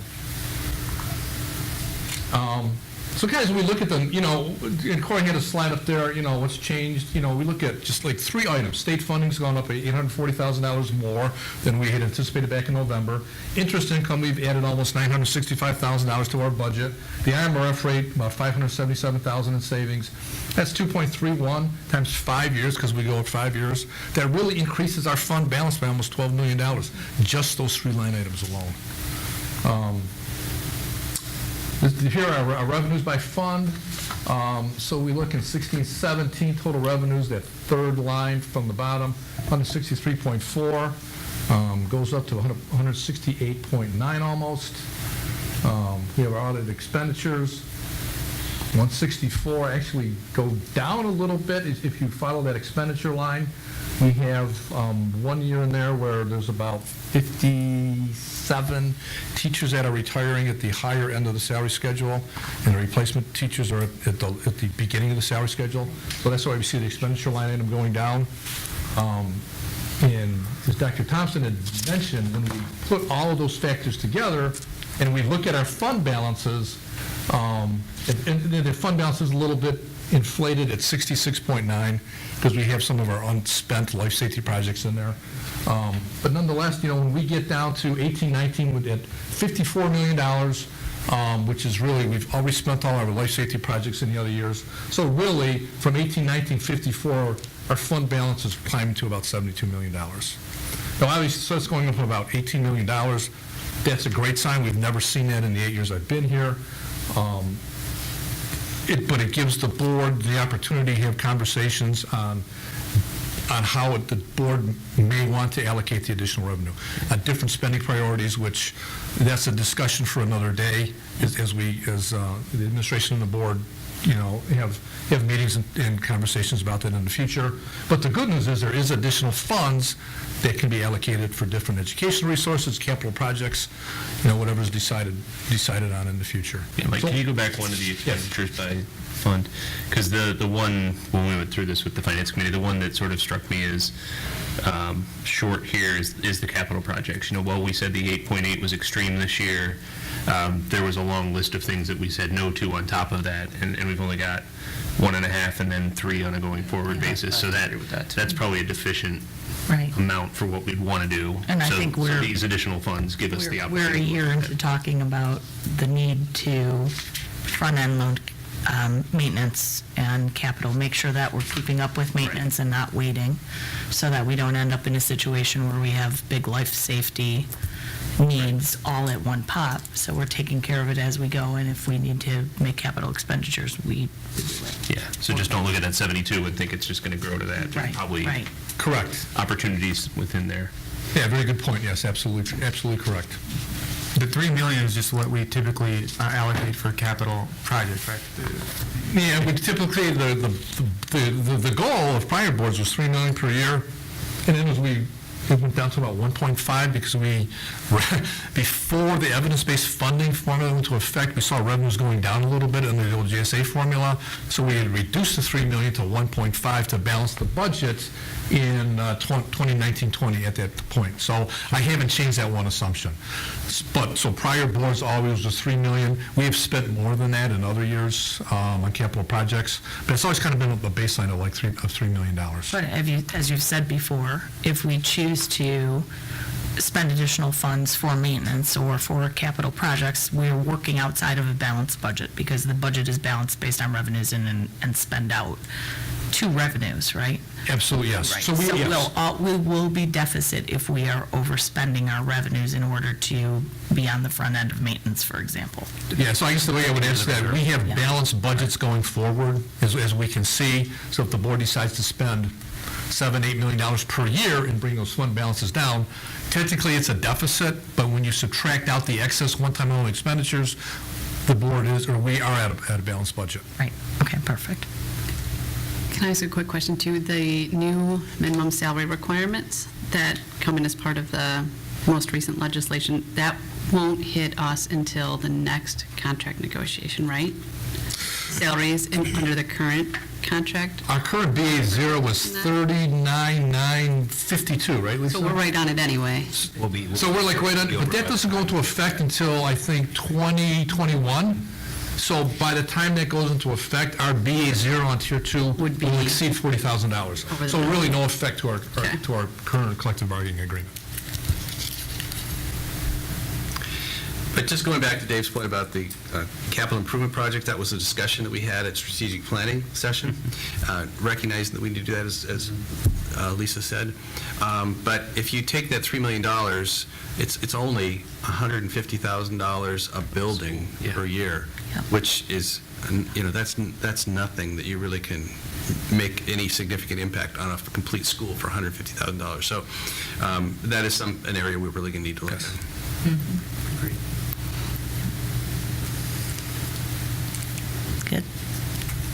Good. Okay, thanks very much, Mike. Thanks, Mike.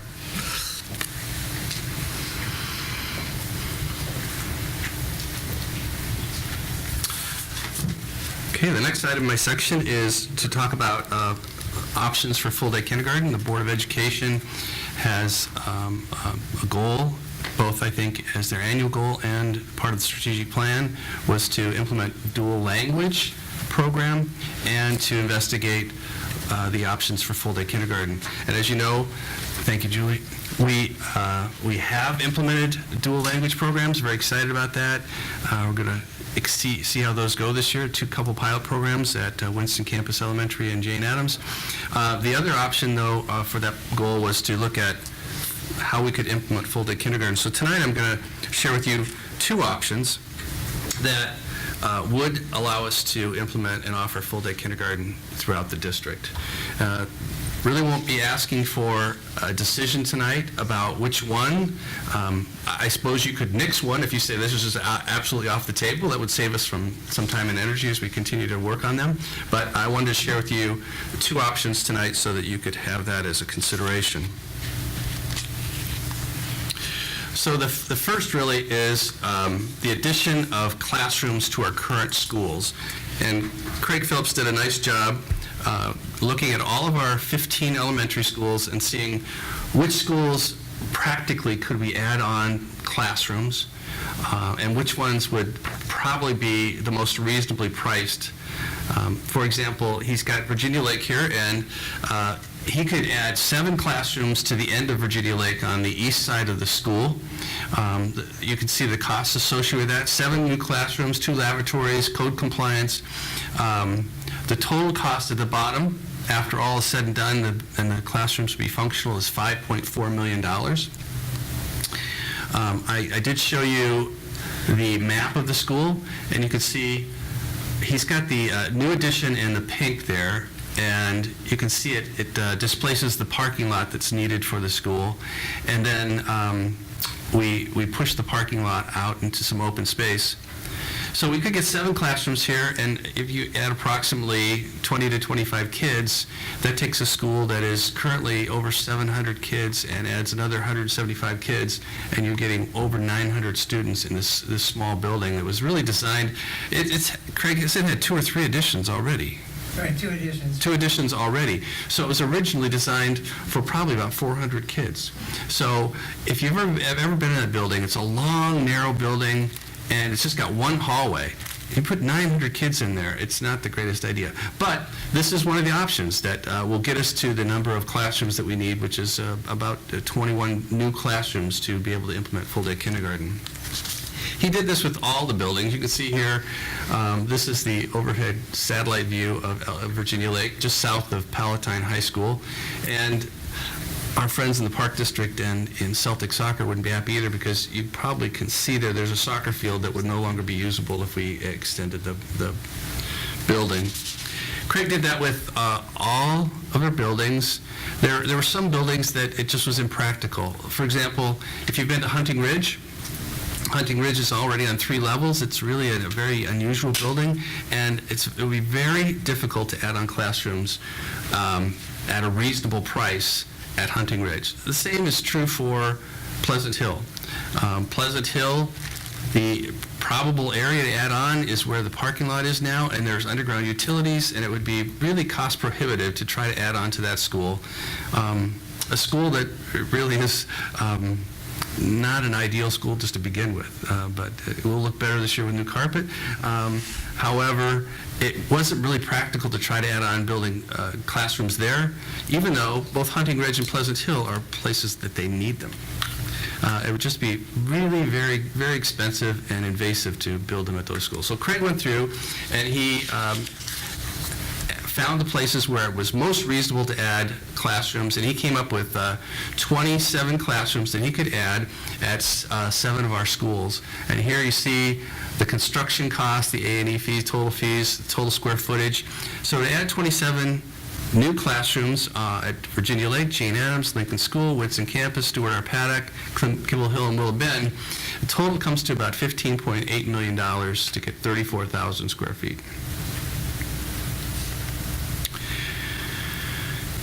As I said, we did an analysis, and we've estimated that we would need 21 additional classrooms, probably for full-day kindergarten. Craig got us to 27, which gives us some flexibility.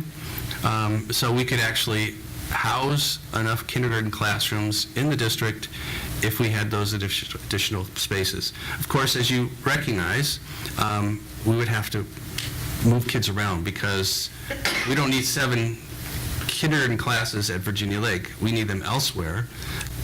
We need them at Pleasant Hill, Hunting Ridge, and elsewhere, but we're not adding classrooms there.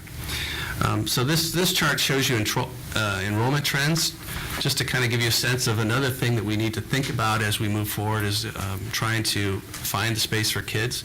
The schools in red there are the ones that have been seeing increases in enrollment. Now, our overall enrollment district-wide has been going down by about 87 kids annually per year on average. We've gone down 438 kids in the last 5 or 6 years. But these 4 red highlighted schools are the ones that are anomalies. They're going up. And so Pleasant Hill has gone up by 83 kids. Hunting Ridge has gone up by 80 kids. Pleasant Hill's gone up by 102 kids, and the largest and fastest growing is Willow Bend at 115 kids. If you remember the additions, Willow Bend was the only school that is in red that really has gotten additions. We were going to add 4 classrooms there. It's the only school that really needs it, and we were able to do that. But the other schools that really need it, we can't really practically add classes on. So we can create the classroom space. It would cause us to reboundary many of our school districts, schools, and move kids around, but we could create the space for about $15.8 million. Now, the second option is the... Just one quick question before you move on. Sure. The plan to build, would that eliminate mobile classrooms? Or are there still schools that would have them because they wouldn't get an addition? It would eliminate the need for mobile classrooms because we've got the need for 21, he creates 27, there's 6 extras. We wouldn't need those portable classrooms is our best guess, yeah. And each of the schools that have portable classrooms at this point were on the list for potential additions, correct? Lake Louise is in now. Lake Louise we can't really add on, and they've got 2 portables there. Lincoln was on and Winston was both. Pardon me? Lincoln and Winston were both. Lincoln and Winston get both editions. Okay. All right. So the second option is to purchase an abandoned retail space in Northeast Palatine and convert it into an early childhood kindergarten center. So we've been looking into that, and really what I think the board has been made aware of is that we have 4 options to acquire a property like this. The first would be to go out for referendum and ask the voters if we can do that. The second would be if we've collected enough impact fees from builders that have built homes and impacted the enrollment in our school, and they've donated money to the school district, if we have enough to pay for that going forward that way. The third would be to sell a piece of property that we currently have and use the proceeds from that sale to buy the building. The fourth is that we would lease it with the option to own it down the road, and that wouldn't require any voter referendum or anything else. So the first one is just the only one that would require voter approval. But we looked around at several spaces that could possibly work, and we landed at Park Place, which is the old Home Goods right across from a Walmart in that same shopping development, Park Place. And group just recently acquired that about a year ago, I think, maybe so, and they were open to selling it. So Craig had a connection, went down and talked to them, and our real estate agent talked to them, and they were willing to sell it. And so Craig took that home goods space of about 53,000 square feet, and he drew up some plans on how that could be converted into a school, how many classrooms and things like that. And so he did the same thing he did with the building additions, and he totaled the cost associated with changing Park Place into an educational facility. And you can see the cost would be $14.1 million to take that 52,000 square feet and make it into 22 classrooms. So we had 34,000 square feet into 27 classrooms with the additions at 15.8. So it kind of gives you a comparison right there. And as we started to examine, we realized there was another space right next to this building that we had put in an offer on, and it's an additional, I think, 27,000 square feet that really, if we could take possession of that we could then have 33 classrooms and actually enough classrooms for a full school. That gets us to almost 80,000 square feet, and I don't think any of our elementaries are 80,000 square feet, are they? They're close. Close, 76 to 79,000. Yeah, so this is the same square footage as current elementary schools. So 14.1 for the first space for 22 classrooms, and this is the drawing that he created from the interior of the building when we walked through it, and he got the plans from the developer. And you can see, I think I can use the laser working. It's not showing up over there. I can't see it. We got a utility, gymnasium, multi-purpose cafeteria space on the upper right. We've got a cafeteria, food service in the top. 22 classrooms, office space in the bottom right, and so it really becomes a number of lavatories for kids as well. So it really becomes a functional space for 22 classrooms where we could have a lot of our kindergarten classes as well as our early childhood classes in this particular space. So then Craig took the additional space of 27,000 square feet, and he calculated the cost associated with developing that into approximately 32 or 33 classrooms. And the cost for that would be, with the purchase price of 4.1, was about $20.5 million. So we get a full school for $20.5 million, and we become leasers of it until we decide to own it. So here's the diagram of what he's drawn to show how the space could be used to create those classrooms. He was able to create a little bit of a gym in addition to the multi-purpose room with this particular drawing. Nice airy spaces, and he's got some ideas about how the big box store could be made into a more warm, inclusive environment for kids to learn. 32 classrooms. So I just quickly went through an analysis of the options, and we'll have to do a more complete analysis if the board wants us to continue to pursue either one of these or both of these. But the additional costs for the additions to schools, 15.8, I said. Park Place, the option one, would be about the fee. FF&E is the equipment, right, Craig? So we would have to, we haven't really compared fully. If we'd probably need more FF&E for the building additions as well, because we don't have anything in those classrooms now. But Craig added 1.1 for that. With 22 classrooms and things, it's going to be a little bit more money to create the furniture. What's FF&E stand for again, Craig? Furniture, fixtures, and equipment. Furniture, thank you. So, we'd have to equip office spaces, nurses' spaces, a cafeteria, a cooking station, those kinds of things. So it would be a little more expensive, but we're still going to have to buy equipment to fill those classrooms that we created as well. And then, as I said, it's a $20.5 million for the larger space with the two buildings, and another 1.1 additional FF&E for that as well, just an estimate.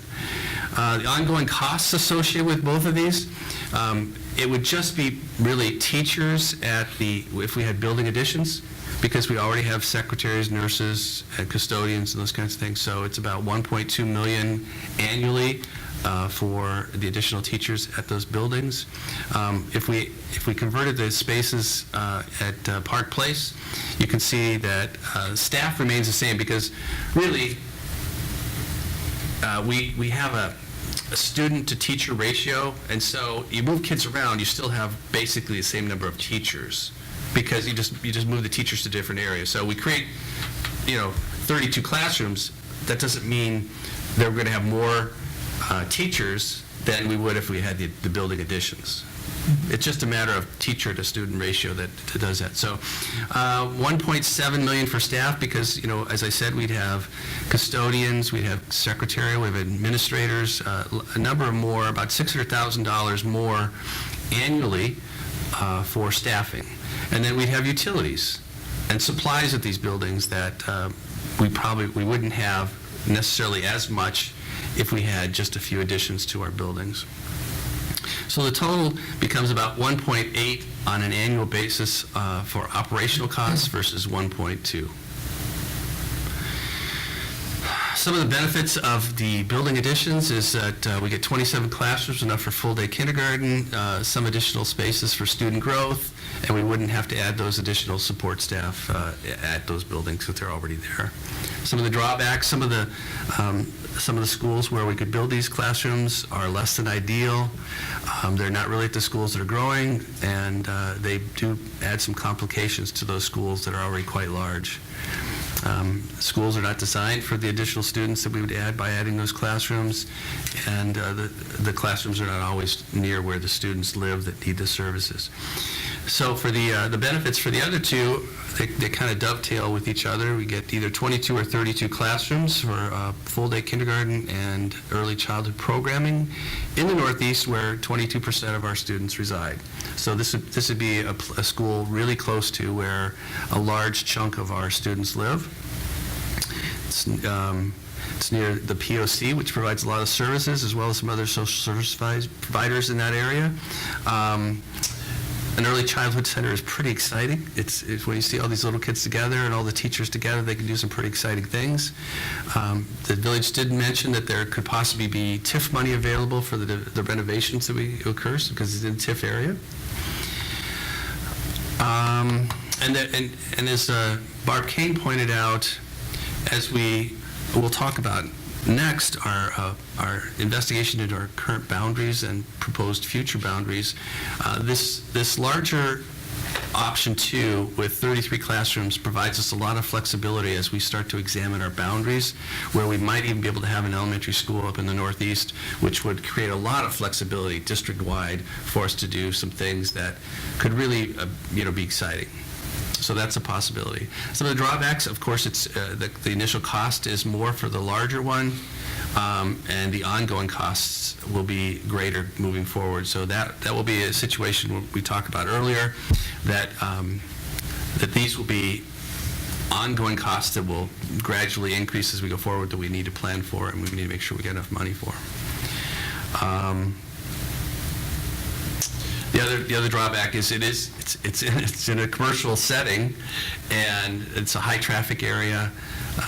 So there are those considerations as well. We've been thinking about that. So this is the beginning of our analysis of the pros and cons of these two options, and I wanted to make them presented to you so you could have some chance to consider them, and eventually we'd like to move forward with continuing our examination to see which one best suits the district before we actually make a final decision. Later on tonight, I will ask you to approve the sales agreement for Park Place and the second option at $4.1 million. We have someone that is going to take control of the sales agreement and be the owner, develop the building for us if we chose, and then lease it back to us until we chose to buy it. But we need to secure that sales agreement before we can move forward with zoning variances from the village, and making sure that we've got everything in place with the lease agreement. And we have 150 days is in the new agreement, and we just received the agreement today. But we have 150 days from the time we sign the agreement to take take our time to do our due diligence, and we can back out at any time without any cost at all to the school district. So it gives us a lot of time to continue to investigate which option seems to make best sense for us, and if we can get the village to provide us with the zoning variance, and it does seem to make sense.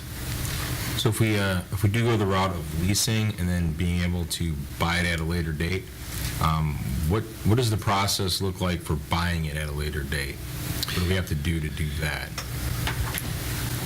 Well, it would be part of the lease agreement. It would be a lease-to-own agreement, and we would determine the length of period of time that we want to lease it. Frankly, the developer that's proposed to take the sales agreement and buy the property, develop it for us, he doesn't want to own it much longer after he's developed it. So I anticipate it would be a short time before we took ownership of the building. His intention and our intention, really, it's our agreement, verbal agreement right now, that he would make no money, or he would lose no money on the process of buying the building and selling it back to us. So he would just be made neutral in that whole process, and that we would eventually pay him for all the costs associated with buying it, the sale price of buying the building, and then whatever costs were to pay real estate taxes while it was being leased. So he would be made whole. And then you had mentioned before, the other options besides that was you'd have to have a referendum, or you'd have to sell current property. Will we still have to go through those mechanisms, though, to buy it from him once he leases it to us? Nope. We could use our fund balances. Okay. Or this board actually passed a resolution last year to issue life safety bonds to recoup the costs for Frank C. Whiteley, which would be about $5 million. So we could actually issue bonds, and that would cover the entire cost of purchasing the building. Okay. Not the construction costs to turn it into a school, but the initial sales price. Mm-hmm. Okay. Do you have a guess at 32 classrooms, how many students, roughly? How large would that school be? Well, I just ballpark it at 25, and so that's about 750, 800 kids. My math is right. Is my math? That's right, Dave. Yeah. So it'd be, we could have 800 kids in the building. Okay. If it became an elementary school. And then in scenario 2, have we figured anything about transportation costs? Because I'm assuming every student would be bused there. It's not in an area where we probably could have walkers. That'll be something we'll have to try to do, and I'm kind of hoping that perhaps this software that I'm asking you to approve tonight will help us do that. It's really so hard to tell without going through it. It seems to me, but this isn't always the case, the bus rides are going to be shorter because they're coming from a shorter distance. There actually will be some kids that can walk there. There's some kids that just live to the east of there that could walk. You don't have to cross, right? Yeah, and there's sidewalks and they could walk there. But, the kids that are going to be coming to that school,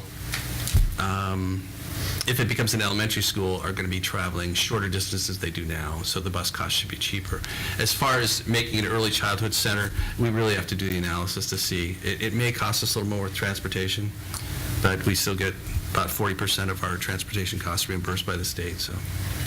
Scott, if we need 21 classrooms for full-day K across the whole district, and we created classrooms as an early learning center, does that then open classrooms at some of the neighborhood schools where you'd have full-day kindergarten also in neighborhood schools, or would all kindergarten? It wouldn't be large enough for all the kindergartens district-wide, because I think there are probably going to be about 42 to 44 kindergarten classrooms district-wide. So it picks up half. So it picks up, well, we think that we can move some early childhood classrooms that are in schools currently to the early childhood center, which would free up some spaces. And many of our kindergarten classes could move there. But it's not a complete fix, because, as we said, Pleasant Hill, we're probably not going to be moving kids from Pleasant Hill over to this facility, and they still are really overcrowded. And so we still have to do some work at some buildings, because this relief isn't going to directly relieve their stress. I would be very interested in seeing the the list of where we have ECDEC programs, for example, school by school by school, how many classrooms open if we move all ECDEC programming into a different facility, and then how that looks. And I understand that enrollments are fluid, so that changes potentially. Yeah. But where we might have a whole neighborhood school that stays contained, and where we would be shuffling kids and have to make sure that we've... Yeah, we would like to do that. We'd like to continue that work if this is something that's the board would entertain and hasn't ruled it out. We would like to do more of that work to show you that. And as you know, we do periodically have many kids on the waiting list for ECDEC, and this would free up some classrooms for that, so we could get those young kids in there early so they could try to get on a better footing with their other peers before they get to kindergarten. Even if we didn't move forward with the option to sell property in order to buy this, it would still be a possibility later to not consider that property as part of this purchase, but later sell a property to help pay for this when we decide we're done leasing and purchase. Do you have any sense of how valuable the property is on Gila, and if anybody would buy it? Actually, I'm sure that our real estate agent could give us an appraisal. District 211 just sold their property in Schaumburg. It was 66 acres, I think. I think it was for $66 million. I think it was a large amount.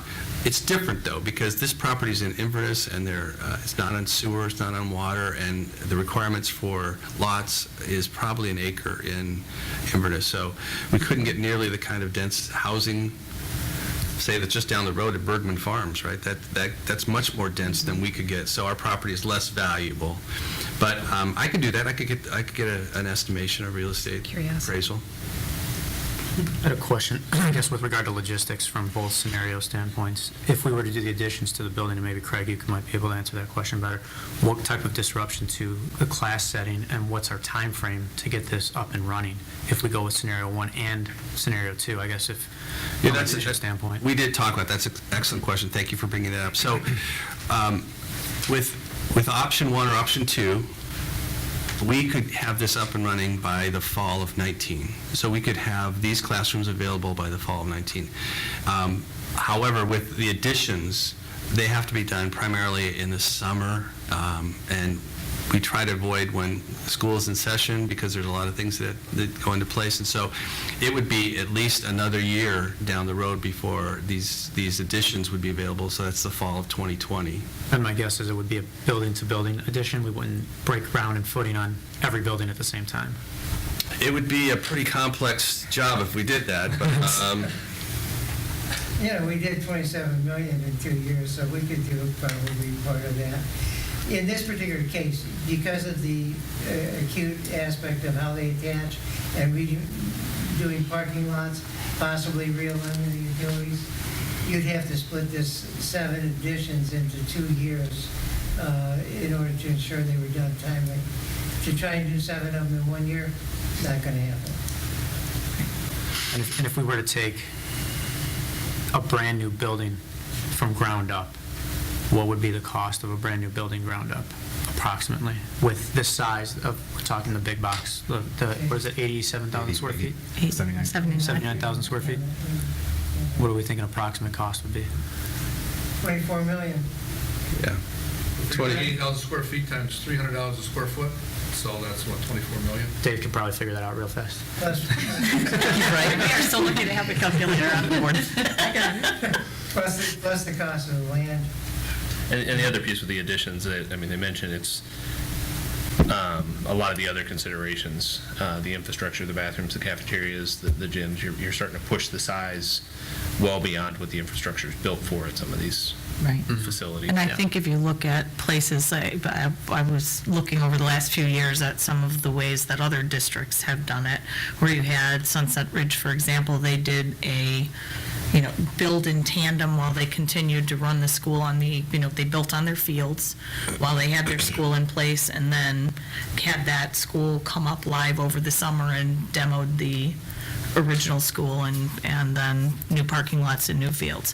When Arlington Heights did Olive and the other couple of schools that they did, they reconfigured their interior spaces at the same time. So they built additions, but then their summer work was changing over the multipurpose rooms, the gymnasium, the, interior spaces got a complete and total realignment, so it fit better the size of the new school space. But those additions added 4 classrooms or 6 classrooms, so they weren't significant as far as total student impact. And we But did complex. we did talk to District 25, and the superintendent told me that the cost per classroom was about $300,000 to $400,000, but when it was all said and done, it was more like $900,000 when you added everything. Right. When you connected electricity, HVAC, all that stuff. So it was almost $1 million a classroom that they paid to have those additions. Yeah, and the numbers that were on those additions were 8 million, 12 million. So if you got 4, 6, 7 classrooms out of them, you're $1 million plus a classroom. And they still don't have full-day kindergarten. And if we were to go with the big box model, there are other communities that are doing something similar with regard to an early education center that we can benchmark off of and use them as I guess, guidance, so to speak. Yeah, District 54, just to the south of us, just built a brand-new early childhood center that it's very, I think it's exciting. It's a model we could use. The other thing, I don't know if this ever comes into play, but if you ever wanted to try to sell a school, it's got a very specific purpose, and it's not very attractive to most people. But if we wanted to change down the road and not use this as a school anymore, Park Place, it could very likely be converted back into a commercial space, which I think would be more valuable, and you could recoup some of the money anyhow, so.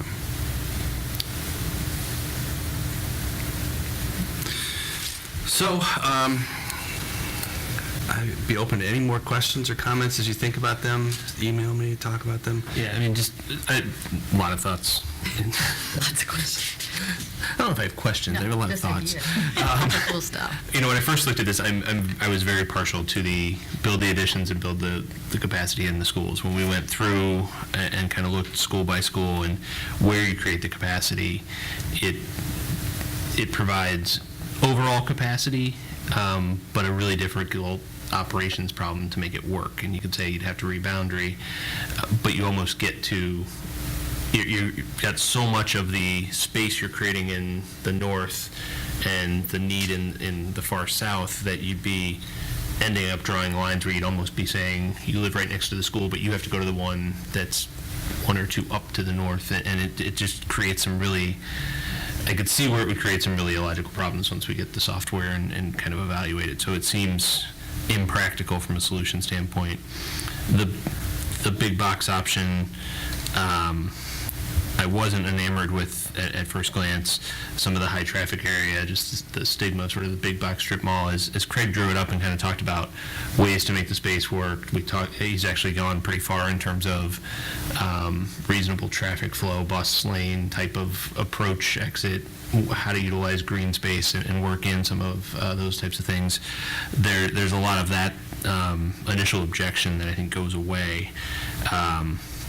I think it leads to the same type of issue of figuring out you're creating a lot of space there. Either is an early childhood center there something that's desirable to the entirety of the district, where would you pull from?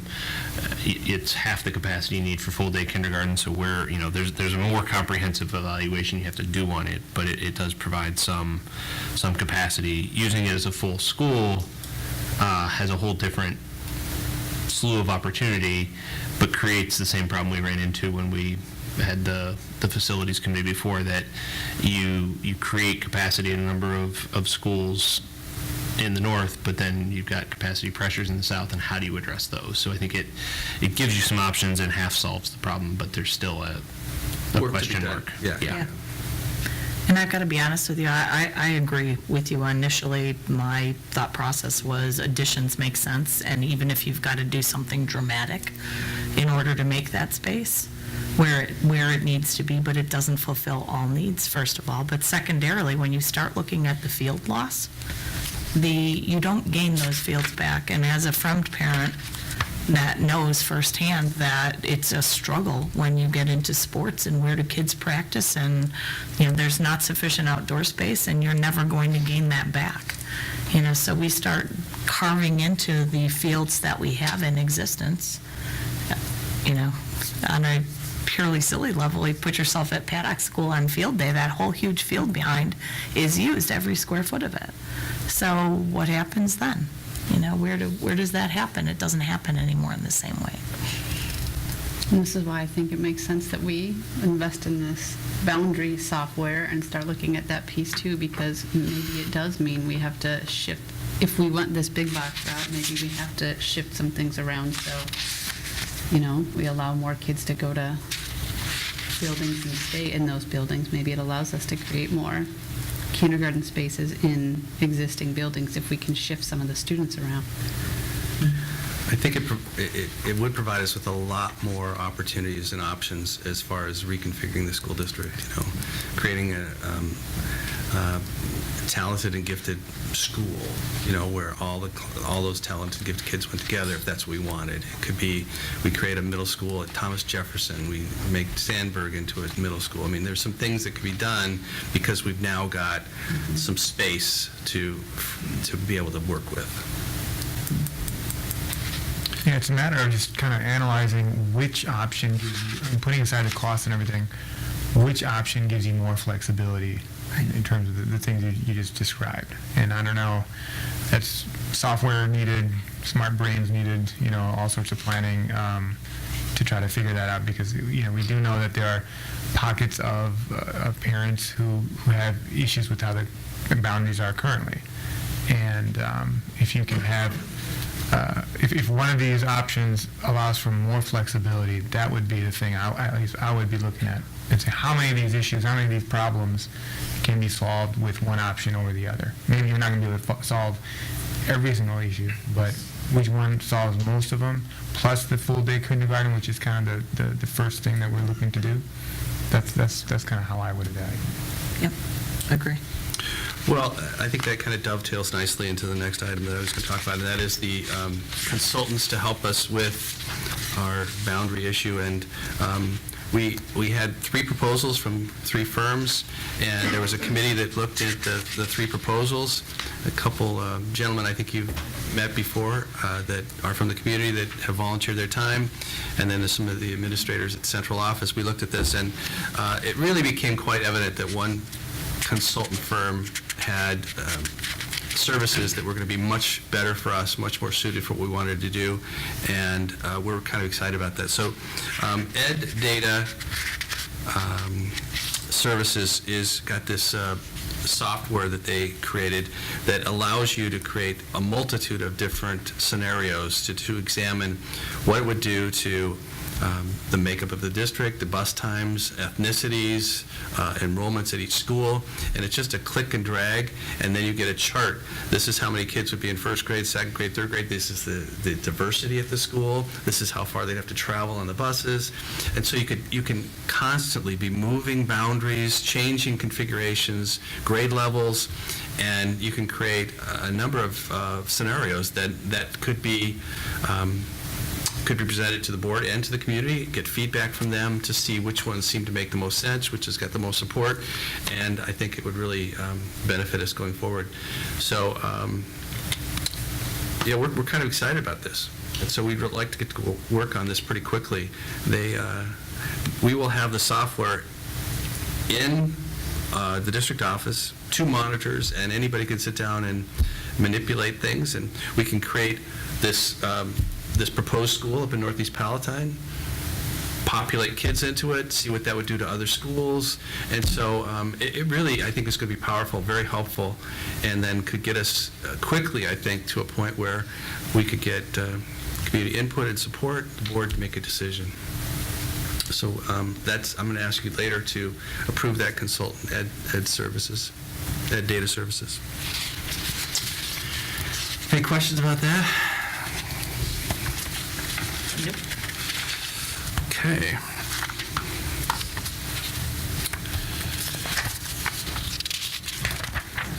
A couple other things I just wanted to talk about real quickly, and that is some legislative action that will impact the district. I think Mike's already talked about the evidence-based funding model and the increased amount of money that's been dedicated to schools, and we will soon know how much we're going to get.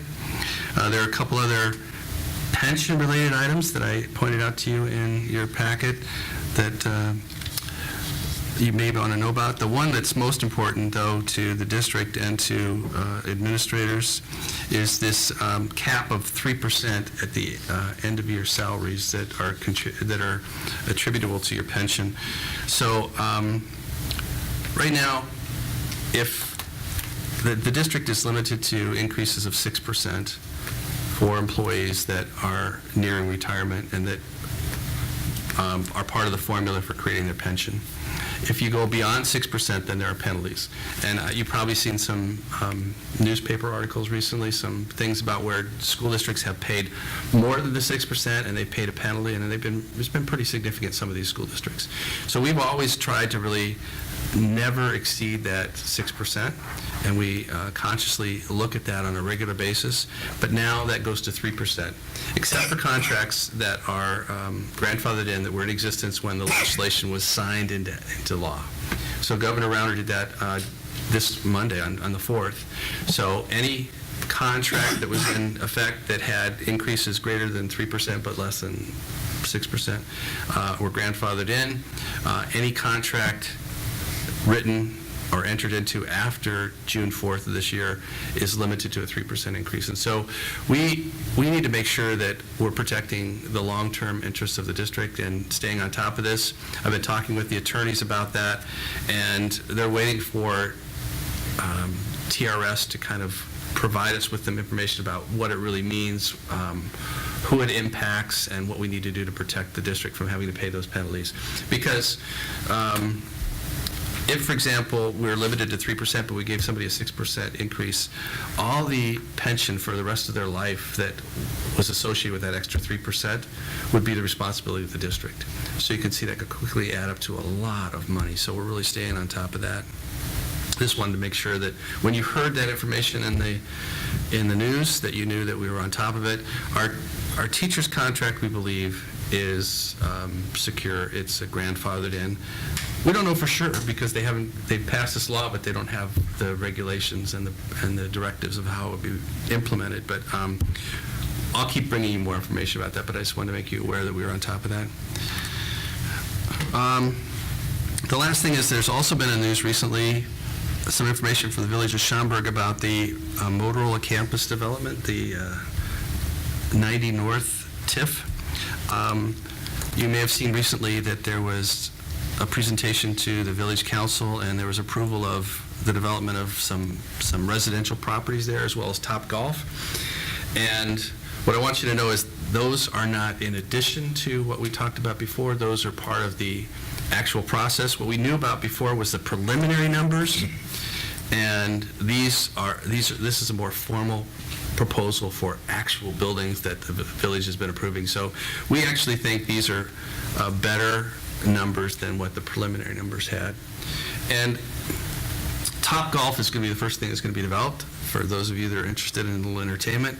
So that will be the first property that's going to be developed down there. These other residential units will probably be very difficult to be completed by the fall of 19, I think. So we'll have to keep an eye on that. But we're still planning to meet with the village manager from Schaumburg, Dr. Cates, and Andy DeRoss and I, and we will work on making sure that they take care of us as much as possible for the students that may be generated from these residential developments. But don't be alarmed, these were part of the original process, and it actually looks even better than it did. But the good news was that the vast majority of the units would be one bedroom or one bedroom plus an office or den. Not very many of them were 2 or 3 bedroom units, which is where we expect the kids to come from.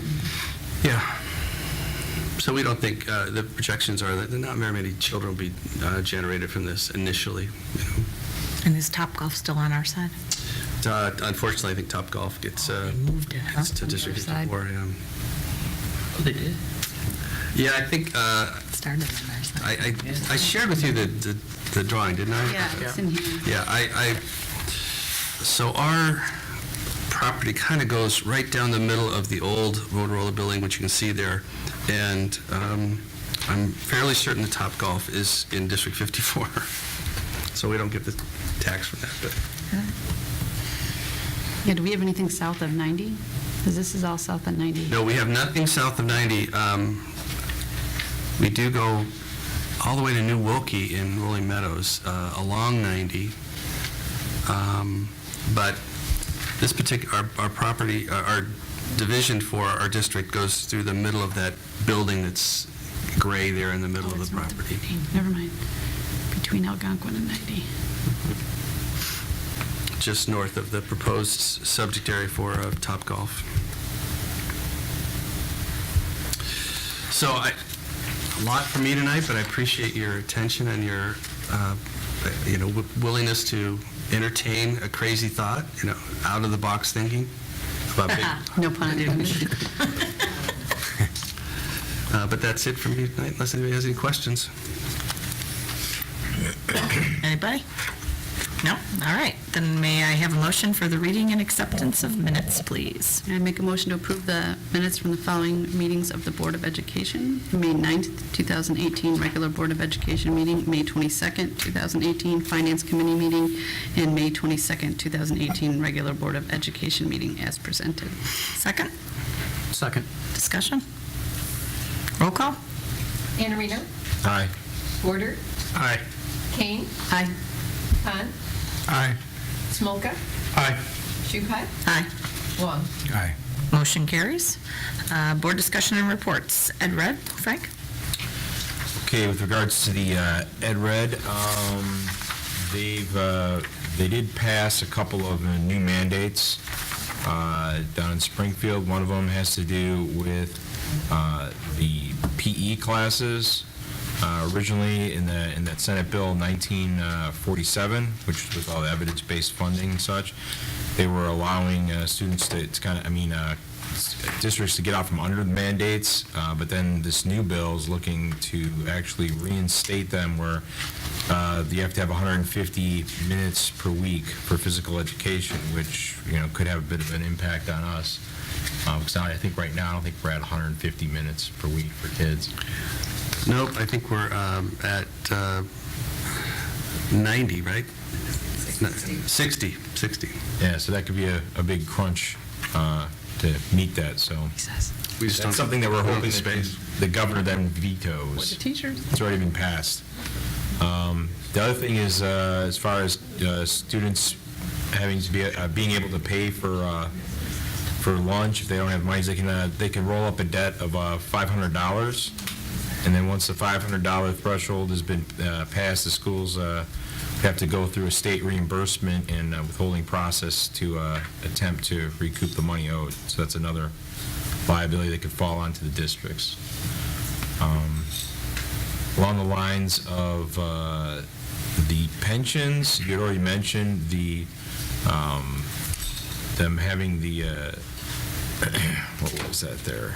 That was the reducing the salary at the end of their contract from 6% to 3%, but also there's two other things they're trying to do.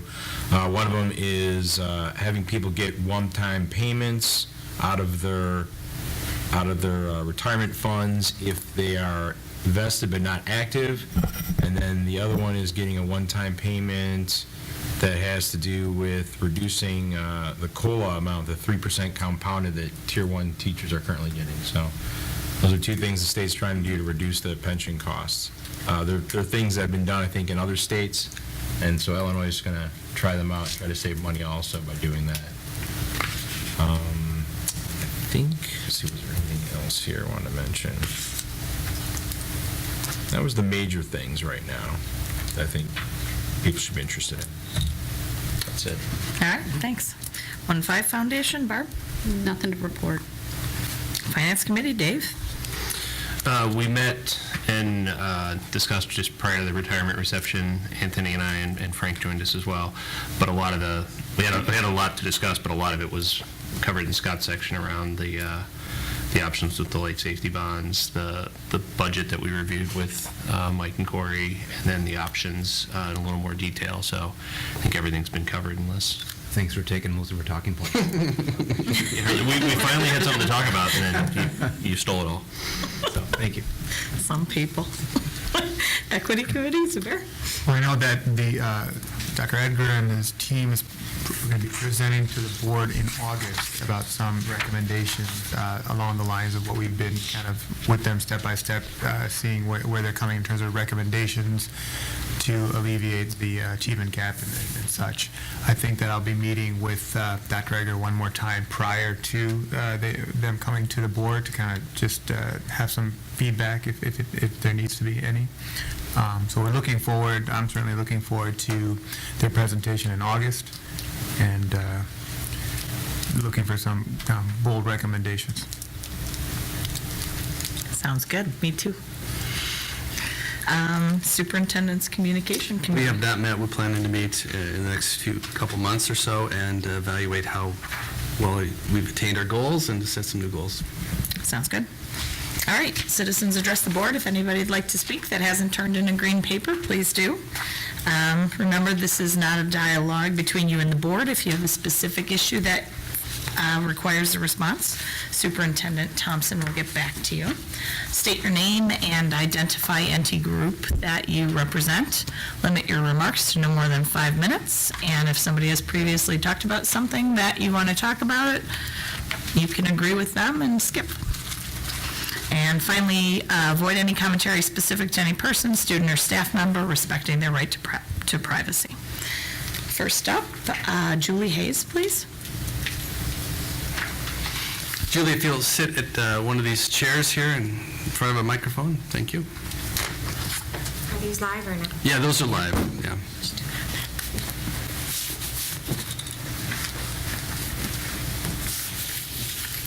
How are you?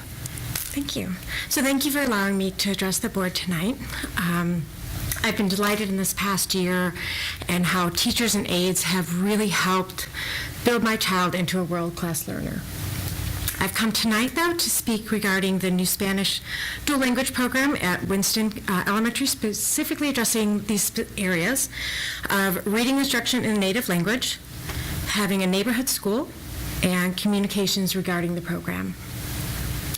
It was documented as part of the student performance report to the board that District 15 adheres to the belief that English literacy is best attained by strengthening literacy in the native language first.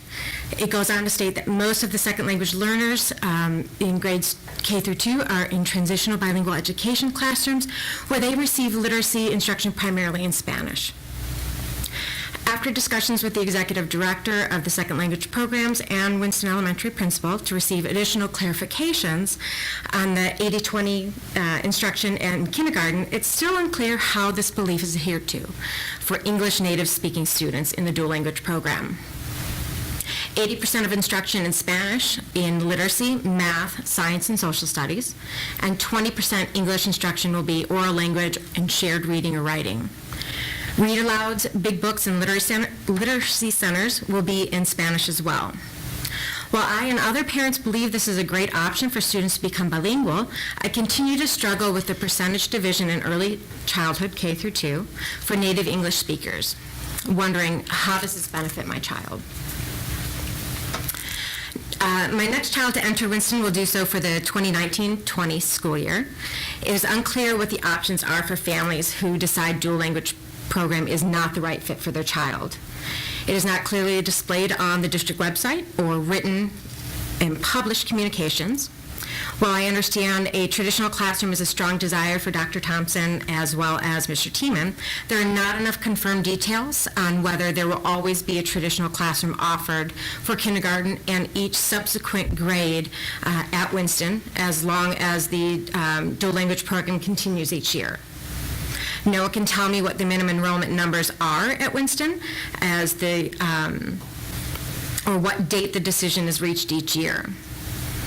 I researched schools in District 15 upon moving to my home. I chose my home based on Winston Elementary mission and their scores and what it would provide for my children. Will every year mean a parent needs to worry about whether their child will be able to enroll into the school they moved to Palatine for?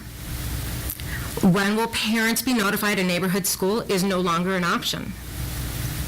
When will it be decided what the alternative plan is? If your kindergartner will be bused to another school, and which school? Is it fair for families to have to split their children between schools? Do these families or students that are impacted receive any open transfer priority? If, example, let's say a PM kindergarten is offered only next year as the option, what does that mean supporting traditional classrooms at subsequent grades? If this continues, I or other parents may need to consider moving or the increased cost of parochial schools. My last area to address is how this new program being explained to incoming parents and the community. I received notification of a program discussion earlier this year for parents via my child's current Winston classroom. Information was not sent to my current preschool. It was not mailed to area homes. If decisions are to be made by families to confirm their enrollment to the dual language program next year by February or April, how is this notification happening each year to make the program a success?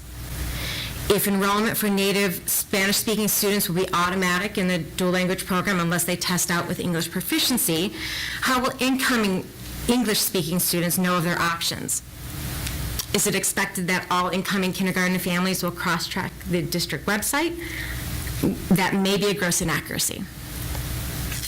I completely understand this is a pilot year for this program, and many of these questions and answers can change before my child has an option to choose. However, any successful pilot has documented processes that can be revised and updated as feedback is received, whether it be from teachers, students, or parents. So I thank you again for the opportunity to address, and I look forward to seeing many of these questions answered. But again, how will this happen? Thank you. Thank you, Julie. Thank you very much. Is it possible to leave a copy or send me a copy of that? Sure thing. Thanks. I think just a real quick response on one of the concerns, and we'll get you more, but one of the comments about reading proficiency, having been in a number of the sessions that were held, the commentary was made over and over and over again on the focus on the 80-20, is the assumption that English proficient children or children that are speaking English at home will continue to get that. Just by nature, we are instructed in English in our homes. So there'll be English practice, English fluency. Your at-home reading won't be in Spanish, it would be in English. When my children were in elementary grades, we had reading logs that had to happen. That was just part of our regular programming, 20 minutes, 30 minutes, a day plus whatever we did on top of that. So that continues in English. And that's one little part. I know it doesn't answer your question fully, but it is one of the ways that we support a little bit in what happens with our kids and help them attain the language skills that we all have. Discussion we had today in cabinet was, I think, apropos. I said we run the school system, but we should operate it with the customer service mentality that we want everybody to like their experience. We want them to feel positive so that if this was a business, they'd keep coming back. I mean, that's the kind of mentality we should have. We want to give as many people positive experiences as possible. However, we have to balance every decision based upon what's the best interest of the entire community. So those are kind of a balancing act that we create. But at first, we should try as much as possible to have quality customer service so that we get as many people happy and satisfied with what we're delivering them as possible. So that is our goal. We really do work on that. All right, next, Kate O'Donnell.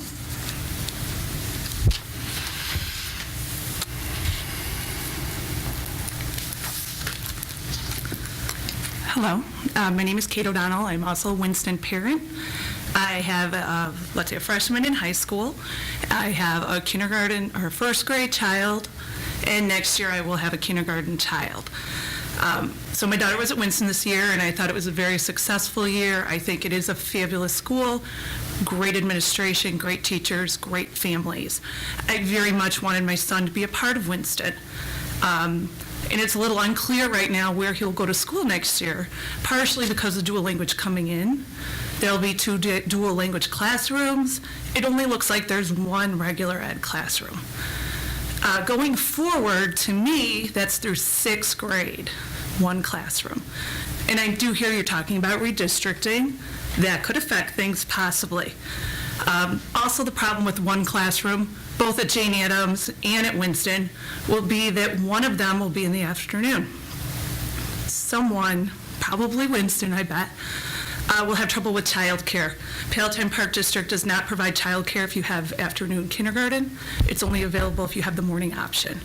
So any family, usually they give them priority for morning, but any family now won't have the option really.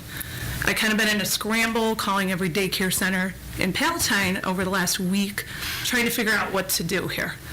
I think it really is harmful to your working parent that you don't have an option really. And I haven't heard an option, and I don't know what to do myself. I think dual language is in theory a good idea. I think the reality is I don't see that Winston nor Jane Addams was the best choice for a school. I don't think it's large enough to support both regular education and dual language. I went to the meetings, and actually initially I thought maybe it was a good idea. I thought it would be great if my kid could learn Spanish. When I sat through the first meeting and I realized 80-20 and what it meant, it's not a good idea for my child. I also will not sign a letter, which is what they want you to do. For 7 years, you're committing to that program. My child doesn't read. He's 4 years old. He'll be 5 in August. It's a hard commitment to make. I don't know if you could legally hold people to that letter, but I won't sign it. I won't sign on to a program for that. I think it's unfair. I think going forward, your school is going to be forever changed. You will have 2/3 of your school now dual language, 1 section left out. I think right now that it's a small number of kids, a very small number. Jane Addams, 3/4 of your school will be dual language in about 6 years. I think it's really changing everything. I don't think that people even know what's going on. The meetings are really only for those families who are interested in dual language. It's not really open to everyone the way they word it. It's like, we're having a meeting if you're interested in dual language. It's not, please come and find out more about the program. I'd like to see more information out there for families so they can make their choices. I also really want to see regular education. That's what I want for my child. I feel pushed out of my home school. I will probably be registering for transfer to another school at this point, looking at my parochial schools, because my home school is not an option. And I find it so upsetting because it's such a wonderful school. I don't think that people should be in this place. And I guess that's all. Thank you. Thank you, Katie. Thank you.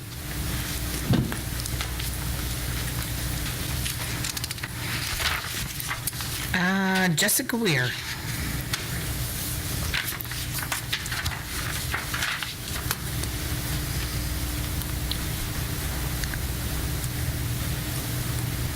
Hi. Hey there. Hi. I'm Jessica Weir. I'm an educator in a different district, and we live in District 15. I'm a product of District 15, elementary, middle, high school. It was a good place. I had a great time. Thanks. And now I'm sitting here as a parent, which is strange in itself.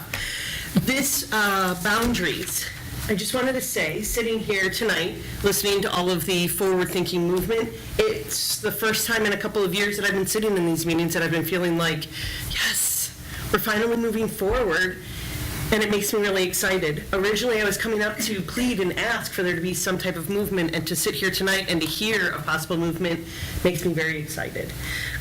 This has been something that has been talked about since I was a student in District 15, and in my neighborhood, when we're like, oh yeah, well, we're hearing that this might happen, all of the older people laugh at us, and they're like, yeah, we've been hearing that for 40 years. Not that I am that old, but they are. And so to hear that there's possible movement makes me very excited. And so I kind of took the notes that I wanted to say, and instead I'm saying, please do this. Please take this forward thinking, and let's get there. This board could correct so many things that have been on the table to be corrected for so many years. So can we please do this now? Can we finally get there? So I'm just asking for this to be addressed and taken care of in a timely manner as somebody who has always been really loyal to District 15, who really loves it here, who purposely moved into this area, just like everybody. I wanted to be part of District 15, and I wanted my kids to be part of District 15.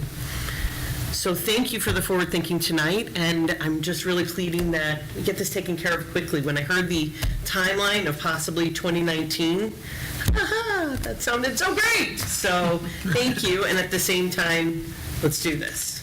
So that was it. I just wanted to share those thoughts. Thank you. Thanks. Appreciate the positive thoughts and the excitement. It's hard to tell what's happening on that side when you're sitting on this side and I'm feeling excited and positive and really looking forward to making some proactive change. At the same time, you're never sure, so thanks. And I'm just guessing, Jessica, you'd be willing to participate if we need some help. Sure. Okay, yeah. Yeah, and that anybody that, all of us have email and phone numbers, and we're happy to take calls, get email, love to hear what you guys think, or, I think Matt said it earlier, we're all better when we put our heads together than we are standing by ourselves, so feel free, we'd love to get feedback.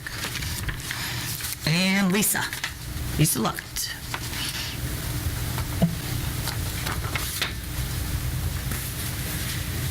Good evening. Thanks for having us all here. I am going to reiterate, Jessica, I am very excited to see things moving forward. Dr. Thompson, thank you for all the time and effort put into looking into a big box store, looking at possibilities. Full-day kindergarten would be a wonderful asset. My kids will miss it. They went elsewhere for kindergarten because we needed full-day care. But I am so hopeful and excited going forward, hoping that we can see some really big, great changes for District 15. We were, in my household, this close to moving and looking in different districts. We did not want to move. I was watching things and keeping track of things, and it was the most recent forums that our District 15 voice put together that really started me saying, okay, maybe there are things changing. So thank you for all of your efforts. We appreciate it, and we're excited to see what happens next. Thanks, Lisa. And we know you're willing to take part if we need you. Without question. Thank you, everybody. Again, we really do appreciate the feedback. Good stuff, concerning things. It doesn't matter what it is. The feedback is what makes us go. Action items. Item 18620. May I have a motion, please? I'll make a motion to approve the June 6, 2018 personnel report as presented, including the following recommendations. Recommendation for disciplinary action, 3-day unpaid suspension for Tom Smith. A recommendation for disciplinary action, 13-day absent without pay suspension pending termination. And recommendation for termination of Maureen DeVry. Second? Second. Discussion? Roll call? Porter, Aye. Kane, Aye. Han, Aye. Smolka, Aye. Shupai, Aye. Long, Aye. and Reno. Aye. Motion carries. Item 18621. May I have a motion, please? I make a motion to approve the resolution announcing a hearing to discuss an interfund transfer to be held on August 15th, 2018, as presented. Second? Second. Discussion? Roll call? Kane, Aye. Khan. Aye. Smolka. Aye. Shupai. Aye. Wong. Aye. Iannarino. Aye. Porter. Aye. Motion carries. Item 18622, motion please. I make a motion to approve the real estate agreement for the real estate located at 1311 North Rand Road in Palatine, Illinois, for $4.1 million as presented. Second. Discussion? Just real quick, I just wanted to reiterate that this is not for the purchase of the building at this point in time. It's for us to do our due diligence so that we can continue to do it, correct? Correct, and we will not purchase it. We'll be handing this sales agreement off to a third party if, in fact, that's the direction the board wants to go. Okay, thank you. And we have 150 days for analysis. That's right. Today, tomorrow. Are we calendaring? You can count or Dave can count since he's our regular counter guy. I'm not good at calendar math. So that's a shot clock. Roll call? Khan. Aye. Smolka. Aye. Shupai. Aye. Wong. Aye. Iannarino. Aye. Porter. Aye. Kane. Aye. Motion carries. Item 18623, motion please. I make a motion to approve Ed Data Planware, Morgan Hill, California, as the consulting firm to assist the district in examining current boundaries and the creation of possible future boundaries. Second. Second. Discussion? Roll call? Smolka. Aye. Shupai. Aye. Wong. Aye. Iannarino. Aye. Porter. Aye. Kane. Aye. Khan. Aye. Motion carries. Item 18624. Make a motion to award the contract for the executive search firm request for proposal to BWP and Associates, Libertyville, Illinois, to include a consultant fee of $16,900 plus outlined expenses as stated in the proposal dated May 18th, 2018. Second. Discussion? Roll call? Discussion-wise, I think it's probably just for the... Just put on the record. Yeah, for the audience. I mean, we interviewed a number of search firms on Monday. That was Monday, right? Yes, it was Monday. And BWP stood out as meeting all our needs, having a strong, robust team that would bring a good network of potential candidates and really seem to stand out in terms of their qualifications. And they had a local connection, as the two of the members that would be on the search committee actually reside within 5-10 miles of the Proximity. district. And they did have a good command of the district's characteristics. Yeah, good knowledge of what we needed and opportunities. And the overall plan is to have a new superintendent selected by the end of December this year, roughly. Correct. Going live in June. Pushed me out that fast. July 1st. I understand. I just want to get out there with the timeline we're looking at here. That is not Ready. even cool. He's not crying. I know. I'm seeing no tears. He's got the countdown going. No. Further discussion? Roll call? Shupai. Aye. Wong. Right. Iannarino. Aye. Porter. Aye. Kane. Aye. Khan. Aye. Smolka. Aye. Motion carries. Item 18625. Make a motion to award the contract for the further processed USDA commodity foods and commercial equivalents bid 18-021 to the following two vendors: Cole Wholesale of Quincy, Illinois, for a total of $377,542.15, and PFG Food Group of Montgomery, Illinois, for $29,141.25, for a total amount of $406,683.40 as presented. Second. Discussion? Roll call? Wong. Aye. Iannarino. Aye. Porter. Aye. Kane. Aye. Khan. Aye. Smolka. Aye. Shupai. Aye. Item 18626.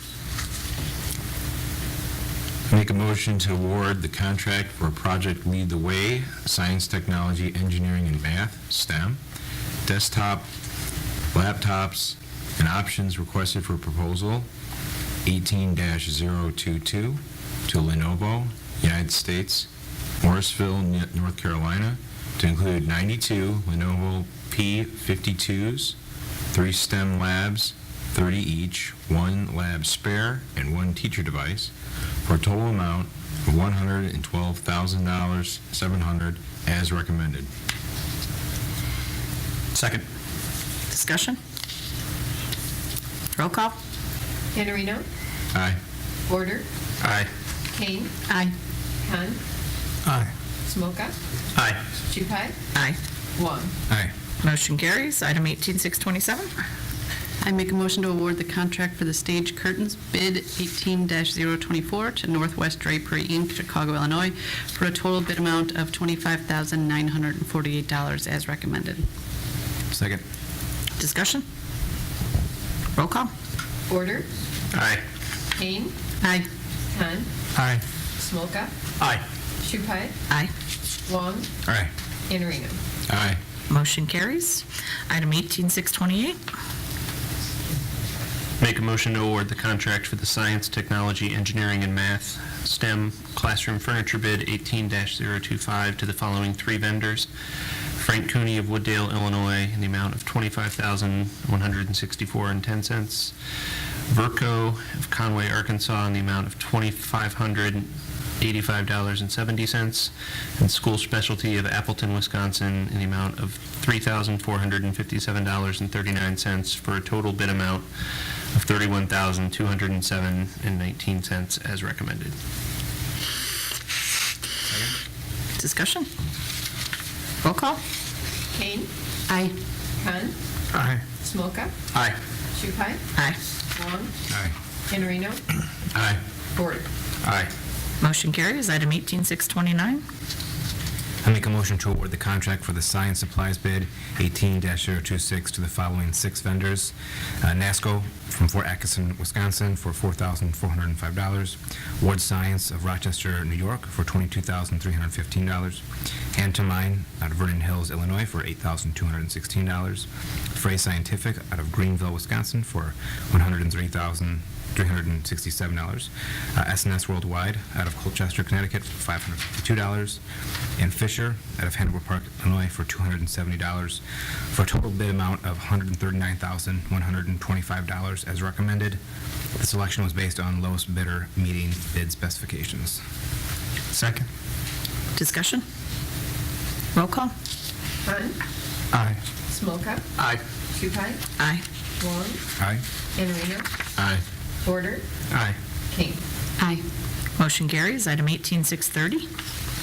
I make a motion to award the contract for custodial cleaning equipment request for purchase 18-027 to the following two vendors: Supply Works, Lombard, Illinois, $41,101.26; Warehouse Direct, Des Plaines, Illinois, $27,405.84, for a total bid amount of $68,507.10 as recommended. Second. Discussion? Roll call. Smolka. Aye. Shupai. Aye. Wong. Aye. Iannarino. Aye. Porter. Aye. Kane. Aye. Con. Motion. Aye. Oop. Motion does carry. I was jumping the gun there a little bit. Item 18631. Make a motion to award the contract for the convection oven bid 18-028 to Edward Don, Woodridge, Illinois, for a total amount of $65,368.50 as recommended. Second. Discussion? Roll call. Shupai. Aye. Wong. Aye. Iannarino. Aye. Porter. Aye. Kane. Aye. Con. Aye. Smolka. Aye. Motion carries. Item 18632. Just pausing a little bit there. Just in case someone else wanted to pipe in.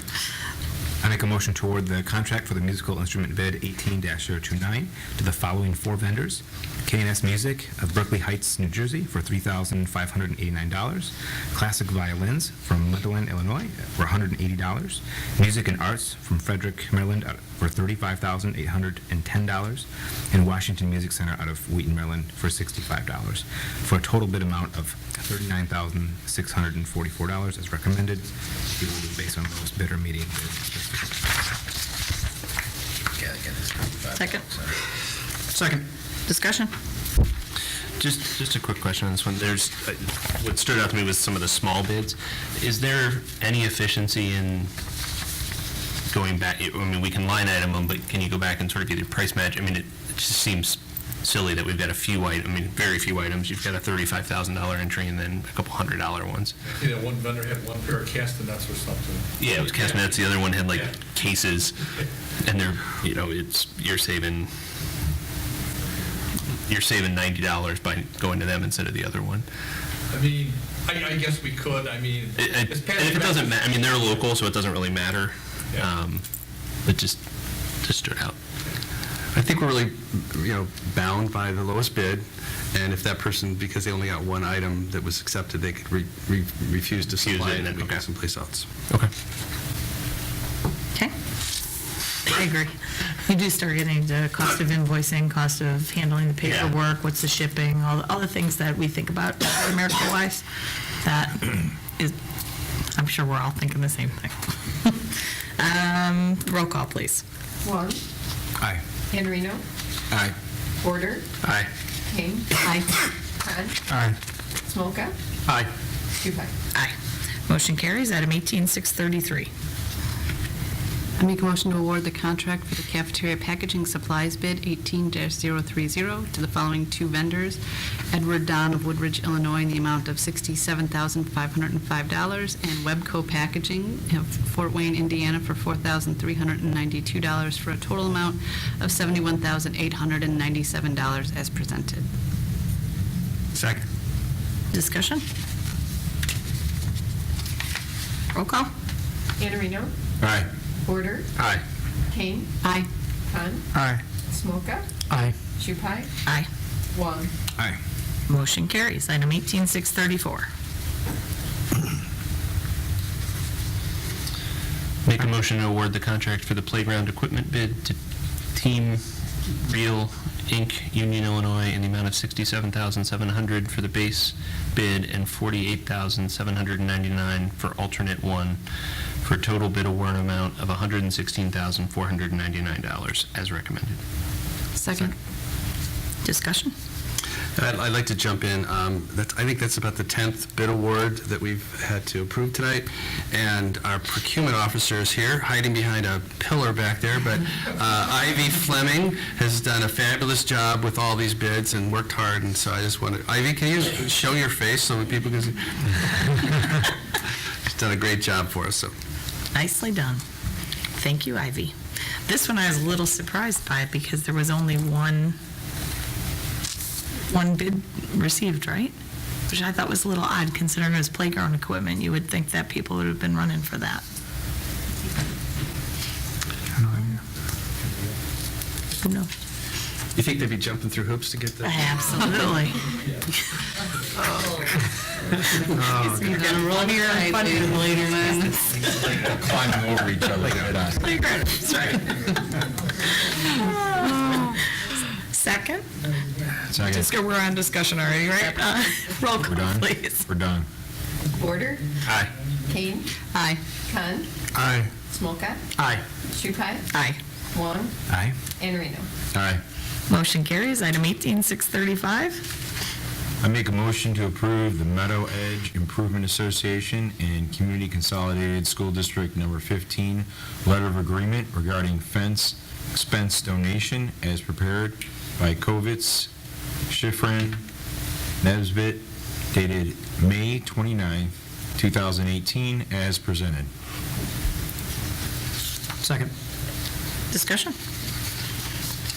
Roll call? So And- does this puts this to rest, right? There's no liability, there's no, in plain language. And they will bear the cost of any repair or Maintenance, repair, all that stuff. Yeah. removal. So it's on the record now for the video that that's our understanding. We have to look back on it 10 years from now. You said. This board's understanding is that they will take care of the fence. Yep. Roll call? Kane. Aye. Khan. Aye. Smolka. Aye. Shupai. Aye. Wong. Aye. Andrino. Aye. Porter. Aye. Motion carries. Item 18636. Make a motion to approve the 3-year Cisco SmartNet service and maintenance contract extension through CDWG and Cisco Capital. The proposed agreement would cover the next 3 years of SmartNet support at $37,251.82 per year for a total cost of $111,755.45. Second. Discussion? Roll call? Khan. Aye. Smolka. Aye. Shupai. Aye. Wong. Aye. Andrino. Aye. Porter. Aye. Kane. Aye. Motion carries. Would anyone like to remove anything from the consent calendar? I just had a question. I don't know if it's removing it from here or it seemed like a few of these things were some more commitments to curriculum, and I don't know if that's part of a plan we're going to see later, or if this is the time to talk about it, or...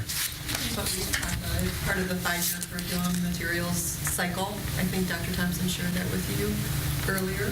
So this is just the commitment to these programs and the expansion That's correct. of utilizing them, but it was already discussed, and this is the plan? That's correct. Okay. Okay, Then I'm good. good. So, anything to remove? Nothing? Second, please? Or may I have a motion to approve, please? I make a motion to approve the consent calendar as presented. Second. Roll call? Smolka? Aye. Shuhei? Aye. Vaughn? Aye. Panarino? Aye. Porter? Aye. Payne? Aye. Khan? Aye. Motion carries. Dr. Thompson, correspondence? There were a couple requests and responses, or there will be a response to one of the two for Freedom of Information Act requests. On May 2nd, 2018, a request was received from Mark Kaminsky, Brentwood Elementary School, District 59. The response to this request was sent on May 9th. And on May 30th, 2018, a request was received from James Bachman, IRTA Executive Director. The response to this is due on June 6th today. All right, may I have a motion to adjourn, please? Motion to adjourn. Second? Second. All those in favor? Aye. Meeting